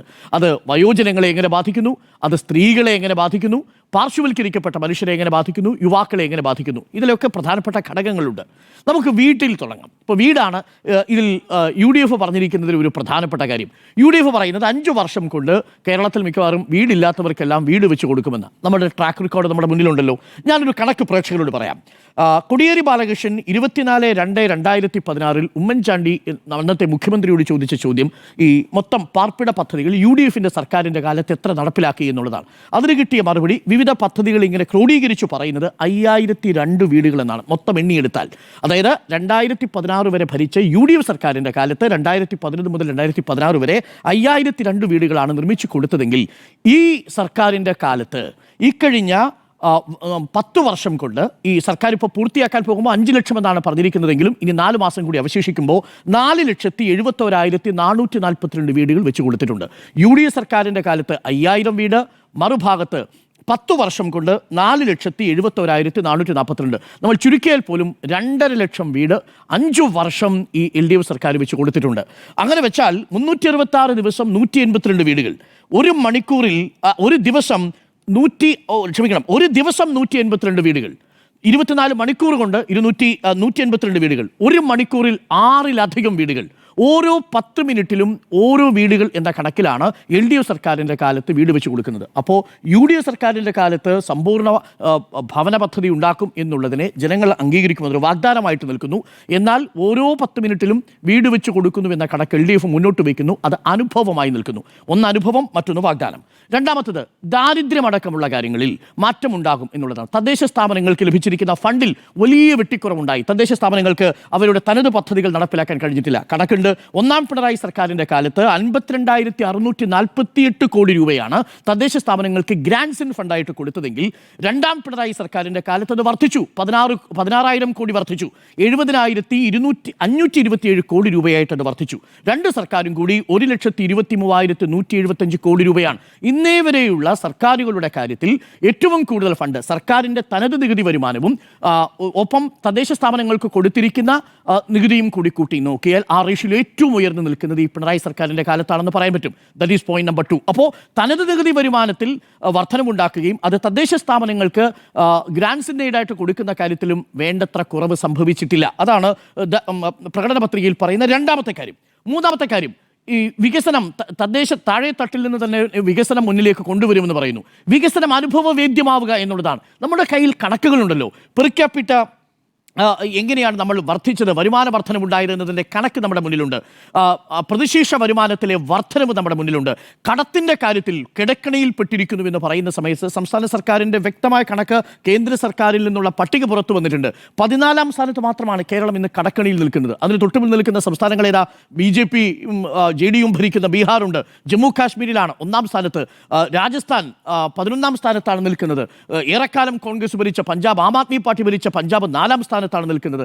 കടക്കണിയിൽ കേരളം 14ാം സ്ഥാനത്താണ്. That is A fact. അപ്പോൾ മറുഭാഗത്തെ കടക്കണിയിൽ അകപ്പെട്ടിരിക്കുന്നു കേരളം എന്നുള്ള പ്രചരണത്തിനും വാസ്തവമില്ല. ഇത് ജനങ്ങൾ ഈ തെരഞ്ഞെടുപ്പിൽ വലിയ രീതിയിൽ സർക്കാരിനെതിരെ ആൻറ്റി ഇൻകംബൻസി ആയിട്ട് കൊണ്ടുവരുന്ന ഘടകമാണ്. അത് കഴിഞ്ഞാൽ പിന്നെ സാമൂഹ്യക്ഷേമ പെൻഷൻ വരുന്നു. സാമൂഹ്യക്ഷേമ പെൻഷൻ്റെ കാര്യത്തിൽ പ്രകടന പത്രികയിൽ കാര്യമായിട്ടൊന്നും പറയുന്നില്ല. എനിക്കൊന്ന് തദ്ദേശ സ്ഥാപനങ്ങളുടെ പ്രകടന പത്രികയായി വന്നതുകൊണ്ടാവാം UDF അതിനെക്കുറിച്ച് പറയാത്തത്. പക്ഷേ നോക്കൂ, കയ്യിൽ 3200 രൂപയാണ് ഈ കഴിഞ്ഞ മാസം സാമൂഹ്യക്ഷേമ പെൻഷനായിട്ട് ഒരു വയോധിക വാങ്ങിയിരിക്കുന്നത്, അല്ലെങ്കിൽ ഒരു വൃദ്ധൻ വാങ്ങിയിരിക്കുന്നത്, 60 പൈസ പിന്നിട്ട് ഒരാൾ വാങ്ങിയിരിക്കുന്നത്. ഇത് ഉണ്ടാക്കാൻ പോകുന്ന ചെറിയ മാറ്റമല്ല. അത് ജനങ്ങളുടെ കൈകളിലേക്ക് അവരുടെ ജീവിതത്തിൻ്റെ ഒരു മാറ്റമായിട്ട് ഈ പണം കയ്യിലെത്തുന്നു എന്നുള്ളത് ചെറിയ കാര്യമല്ല. അതേപോലെ വീട്ടമ്മമാരുടെ കാര്യത്തിൽ 35 വയസ്സിന് മുകളിലുള്ള 60 വയസ്സിനിടയിലുള്ള വീട്ടമ്മമാർക്ക് 1000 രൂപ കിട്ടാൻ പോകുന്ന ഒരു സാഹചര്യം ഉണ്ടാകുന്നു. മധ്യപ്രദേശിൽ നിങ്ങൾ നോക്കൂ, ബീഹാറിൽ നിങ്ങൾ നോക്കൂ, ഒരു പാറ്റേൺ കാണാൻ സാധിക്കും. സർക്കാരിൻ്റെ വികസന പദ്ധതി ജനങ്ങളെ ബാധിച്ചിട്ടുണ്ടെങ്കിൽ, ജനങ്ങളെ പോസിറ്റീവായിട്ട് തൊട്ടിട്ടുണ്ടെങ്കിൽ അവർക്ക് അനുകൂലമായിട്ട് വിധി എഴുതുന്ന ഒരു ട്രെൻഡ് മൊത്തത്തിൽ നമുക്ക് കാണാൻ സാധിക്കും. ആ ട്രെൻഡ് ഇക്കുറിയും ആവർത്തിക്കും. അതിൻ്റെ ഒരു ഗുണഫലം തദ്ദേശ സ്ഥാപനങ്ങളിലേക്ക് വരും. അത് പൂർണ്ണമായിട്ടും ആവില്ല. ഞാൻ പറഞ്ഞു വരുന്നത്, സംസ്ഥാന സർക്കാരിൻ്റെ ഭരണത്തിൻ്റെ വിലയിരുത്തൽ കൂടി പാതി ഈ തദ്ദേശ സ്ഥാപനത്തിൽ ഉണ്ടാവും. അത് സൃഷ്ടിക്കുന്നത് ഒരു പ്രതീതിയാണ്. ഈ ആൻറ്റി ഇൻകംബൻസി എന്നൊക്കെ പറയുന്നൊരു വേവായിട്ട് വരുന്നുണ്ടെങ്കിൽ അത് സർക്കാരിനെതിരെ ബാധിക്കും. പ്രോ ഇൻകംബൻസിയുടെ കാരണമാണ് ഞാൻ പറയുന്നത്. ആശാവർക്കർമാരുടെ കാര്യത്തിൽ 2000 രൂപ കൂട്ടിക്കൊടുക്കുമെന്ന് UDF പറയുന്നു. ആശാവർക്കർമാരുടെ കാര്യത്തിൽ ഏറ്റവും കൂടുതൽ കൂട്ടിക്കൊടുത്ത സർക്കാർ ഏതാ? UDF എന്ന സർക്കാരിൻ്റെ കാലത്ത് 1000 രൂപയായിട്ടല്ലേ അത് കൂട്ടിക്കൊടുത്തത്. ആ 1000 രൂപയിൽ നിന്ന് ഘട്ടം ഘട്ടമായി 8000 രൂപയായിട്ട് 8 മടങ്ങായിട്ട് വർദ്ധിപ്പിച്ചത് LDF സർക്കാരാണ്. അപ്പോൾ 2000 രൂപ കൂട്ടിക്കൊടുക്കുമെന്നുള്ളത് UDFിൻ്റെ പ്രകടന പത്രികയിൽ ഒരു വാഗ്ദാനമായി നിൽക്കുന്നു. മറുഭാഗത്ത് 8 മടങ്ങത് 8000 രൂപയായിട്ട് വർദ്ധിപ്പിച്ച LDF സർക്കാരിൻ്റെത് ഒരു അനുഭവമായി നിൽക്കുന്നു എന്നുള്ളതാണ്. ഇനി പ്രകടന പത്രികയുടെ കാര്യം തന്നെ എടുക്കൂ. കഴിഞ്ഞ LDF സർക്കാരിൻ്റെ കാലത്ത് 600 പ്രകടന പത്രികകളിൽ 580 വാഗ്ദാനങ്ങളും കൃത്യമായി പാലിച്ച് പ്രോഗ്രസ് റിപ്പോർട്ട് തയ്യാറാക്കിയ സർക്കാരാണ്. രണ്ടാം പിണറായി സർക്കാരിൻ്റെ കാലത്തേക്ക് വന്നാൽ 900 വാഗ്ദാനങ്ങളാണ് കൊടുത്തത്. അതിൽ 731 പൂർത്തിയാക്കി കഴിഞ്ഞു. ബാക്കി ഇൻ പ്രോഗ്രസ് ആണ് എന്ന് പറയുന്നു. ഓരോ വർഷവും പ്രകടന പത്രികയുണ്ട്. അപ്പോൾ നമുക്ക് പ്രകടന പത്രിക മുന്നിൽ വെച്ചുകൊണ്ട് ചർച്ച ചെയ്താൽ UDFിനേക്കാൾ മുൻതൂക്കം LDFിലാണ് എന്നുള്ളതാണ് എൻ്റെ വിലയിരുത്തൽ. യുവാക്കളെ സംബന്ധിച്ച് സ്റ്റാർട്ടപ്പിൻ്റെ കാര്യത്തിൽ UDF സർക്കാരിൻ്റെ കാലത്ത് 300 സ്റ്റാർട്ടപ്പുകളാണ് ഉണ്ടായിരുന്നതെങ്കിൽ അത് 7400 സ്റ്റാർട്ടപ്പുകളായിട്ട് വർദ്ധിച്ചു. 74,000 തൊഴിലവസരങ്ങൾ വർദ്ധിക്കുന്ന സാഹചര്യമുണ്ടായി. ഒന്നും രണ്ടുമല്ല. അതിൽ വലിയ രീതിയിലുള്ള മാറ്റമുണ്ടായി. എന്താ, നമുക്ക് ദേശീയ തലത്തിൽ റാങ്കിംഗ് ഭരിച്ചു. സുജയ, BJP ഭരിക്കുന്ന കേന്ദ്ര സർക്കാർ അംഗീകരിക്കുന്നു. ഫാസ്റ്റ് മൂവർ സംസ്ഥാനമായിട്ട് കേരളത്തെ അംഗീകരിച്ചു. എങ്ങനെയാ? വ്യവസായ സൗഹൃദ സംസ്ഥാനമായിട്ട് മാറി. അത് അംഗീകരിച്ചത് ആരാ? പീയൂഷ് ഗോയലാണ് കേരളത്തിന് പുരസ്കാരം കൊടുക്കുന്നത്. BJP കാലങ്ങളായി പറഞ്ഞുകൊണ്ട് ഗുജറാത്ത് മോഡൽ വികസനം വേണമെന്ന. ഗുജറാത്ത് അല്ല ഇന്ത്യയിൽ ഏറ്റവും വ്യവസായ സൗഹൃദമുള്ള സംസ്ഥാനം. കേന്ദ്രം പറയുന്നു അത് കേരളമാണ്. ഫാസ്റ്റ് മൂവർ ബെസ്റ്റ് പെർഫോമർ ഇൻഡെക്സിൽ പറയുന്നു 4 തലങ്ങളിലും ഇൻഡെക്സുകളിൽ കേരളത്തിന് പുരസ്കാരം കിട്ടുന്ന സാഹചര്യം ഉണ്ടാകുന്നു. അപ്പം ആ കാര്യത്തിലും കേരളം മുന്നിൽ നിൽക്കുന്നു എന്നുള്ളതാണ്. അപ്പോൾ യുവാക്കളെ സംബന്ധിച്ചും PSCയുടെ കാര്യത്തിലാണെങ്കിൽ ഇന്ത്യയിൽ UPSCയോടൊപ്പം പോന്ന അതിനേക്കാൾ കൂടുതൽ നിയമനം നടത്തിയിരിക്കില്ല. അങ്ങനെയാണെങ്കിൽ 23,576 വാർഡിലും LDF ജയിക്കുമായിരിക്കും. അല്ല, അതല്ലല്ലോ ഞാൻ പറഞ്ഞത്. പാതിയിൽ അങ്ങനെയാണ് ഉണ്ടാവുന്നത് എന്നാണ് പറഞ്ഞത്. സംസ്ഥാന സർക്കാരിന് ഉള്ള വിധിയെഴുത്തും ഈ തെരഞ്ഞെടുപ്പിൽ പ്രകടമാകും. ആ പ്രകടമാകുന്നതിൻ്റെ കാരണങ്ങളാണ് ഞാൻ പറഞ്ഞത്. ജനങ്ങൾക്കത് അനുഭവമാകണം എന്നുള്ളതാണ്. അപ്പോൾ ഭരണവിരുദ്ധ വികാരമുണ്ടെങ്കിൽ ഞാൻ പറയുന്നു അതും ഈ തദ്ദേശ തെരഞ്ഞെടുപ്പിൽ പ്രകടമാകുമെന്നേ. അതുകൊണ്ടാണ് ഈ തദ്ദേശ തെരഞ്ഞെടുപ്പിൽ അതൊരു ദിശാസൂചികയാണ്. പക്ഷേ ഇത് പൂർണ്ണമായിട്ട് നമുക്ക് പറയാൻ കഴിയില്ല. കാര്യം പ്രാദേശിക വിഷയങ്ങളും സ്ഥാനാർത്ഥിയും ഒക്കെ വളരെ പ്രധാനപ്പെട്ട വിഷയമാണ്. അപ്പോൾ ഞാൻ പറഞ്ഞു വന്നതിൻ്റെ ഇത്രയേ ഉള്ളൂ. വീടിൻ്റെ കാര്യത്തിലാണെങ്കിലും ശരി, ഇനി കോൺഗ്രസിൻ്റെ അടുത്ത് ഒരൊറ്റ ചോദ്യം ചോദിച്ചാൽ തന്നെ ഈ അവർ രോഷാകുലരാവുന്നതും അവർ വല്ലാതെ കടന്ന് ഉരുളുന്നതുമായ ഒരൊറ്റ ചോദ്യത്തിലാണ്. 5 ഈ വീടുകൾ നിർമ്മിച്ചു കൊടുക്കുമെന്ന് പറയുമ്പോഴേ വയനാട്ടിലെ വീടിൻ്റെ കാര്യം ചോദിച്ചാൽ എന്താണ് ഇവർക്ക് മറുപടിയുള്ളത്? അതല്ലേ തദ്ദേശ തെരഞ്ഞെടുപ്പിൽ ഇവർ നേരിടാൻ പോകുന്ന ഏറ്റവും വലിയ ബുദ്ധിമുട്ടതല്ലേ? പല ഘട്ടങ്ങളിലായിട്ടാണല്ലോ അഭിപ്രായം പറഞ്ഞുകൊണ്ടിരിക്കുന്നത്. സംസ്ഥാന സർക്കാർ ഭൂമി ഏറ്റെടുത്ത് കൊടുക്കാത്തത് കൊണ്ടാണ് വീട് നിർമ്മിക്കാത്തതെന്നാണ് ഇപ്പോൾ VD സതീശൻ പറയുന്നത്. അന്നത്തെ ഓഡിയോ ബൈറ്റ് നമ്മൾ കേട്ടതല്ലേ. ഇനി സംസ്ഥാന സർക്കാർ വീട് നിർമ്മിക്കാനുള്ള സ്ഥലം കൊടുക്കുന്നില്ലെങ്കിൽ ഞങ്ങളുടേതായ നിലയിൽ കണ്ടെത്തുമെന്നുള്ളതാണ്. ഈ ഡിസംബർ മാസം കഴിയുമ്പോഴേക്ക് സംസ്ഥാന സർക്കാരിൻ്റെ ടൗൺഷിപ്പിൻ്റെ നിർമ്മാണം പൂർത്തിയാവും. അവിടെ ഏറ്റവും മികച്ച മാതൃകയിലുള്ള വീടുകൾ അവരുടെ കൈകളിലേക്ക് കിട്ടുന്ന അവസ്ഥയുണ്ടാവും. ലീഗിൻ്റെ വീടും ഏറെക്കുറെ തയ്യാറാവും. പക്ഷേ കോൺഗ്രസ് വാഗ്ദാനം ചെയ്ത വീട് എവിടെ? യൂത്ത് കോൺഗ്രസ് വാഗ്ദാനം ചെയ്ത വീട് എവിടെ? ഈ ചോദ്യങ്ങൾക്കാണല്ലോ മറുപടിയില്ലാതെ പോകുന്നത്. അപ്പോൾ ഒരു ഭാഗത്ത് അനുഭവമുണ്ട്, മറുഭാഗത്ത് വാഗ്ദാനമുണ്ട്. ജനങ്ങൾ ഏത് വിശ്വസിക്കണം എന്നുള്ളതാണ് ചോദ്യം. തദ്ദേശ തെരഞ്ഞെടുപ്പിൽ ഇത് ഒരു ഘട്ടത്തിൽ പ്രതിഫലിക്കുമെന്നുള്ളതാണ്. അതിൻ്റെ അർത്ഥം അത് പൂർണ്ണമായി സംസ്ഥാന സർക്കാരിൻ്റെ വിലയിരുത്തലാകുമെന്നല്ല. പക്ഷെ ഒരു സർക്കാരിനെ സംബന്ധിച്ച് ഒരു ആൻറ്റി ഇൻകംബൻസി താഴെത്തട്ടിൽ അനുഭവവേദ്യമാകുന്നില്ല എന്നുള്ളതാണ്. ശബരിമലയിലെ വിശ്വാസികളെ സംബന്ധിച്ചിടത്തോളം അതൊരു പോറലായി തന്നെ നിൽക്കുന്നുണ്ട്. പക്ഷേ അത് സ്വന്തം ജീവിതാനുഭവത്തിലുണ്ടാവുന്ന മാറ്റം എന്ന് പറയുന്നൊരു ഘടകമുണ്ട്. ഇപ്പോൾ K. ജയകുമാറിനെ തിരുവിതാംകൂർ ദേവസ്വം ബോർഡ് പ്രസിഡന്റായിട്ട് നിയമിച്ചതിൽ ആർക്കാ എതിർപ്പുള്ളത്? കേരളത്തിൽ ഏറ്റവും ഏതെങ്കിലും തരത്തിൽ എന്തെങ്കിലും ഒളിപ്പിച്ചു വെക്കാനുണ്ടെങ്കിൽ നിങ്ങൾ ആ രീതിയിലുള്ള അപ്പോയിൻമെൻറ്റുകളല്ലേ നടത്തുക?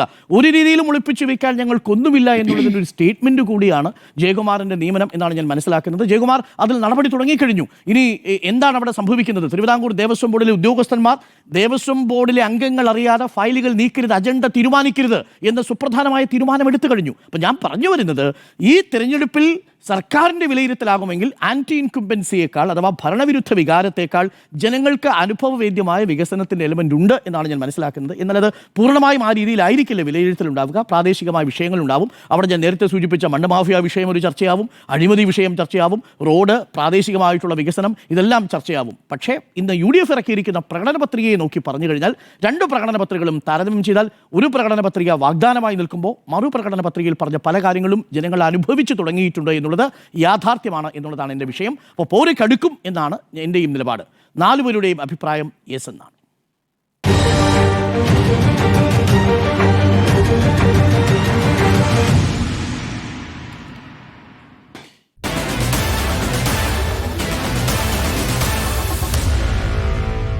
Meet the editors.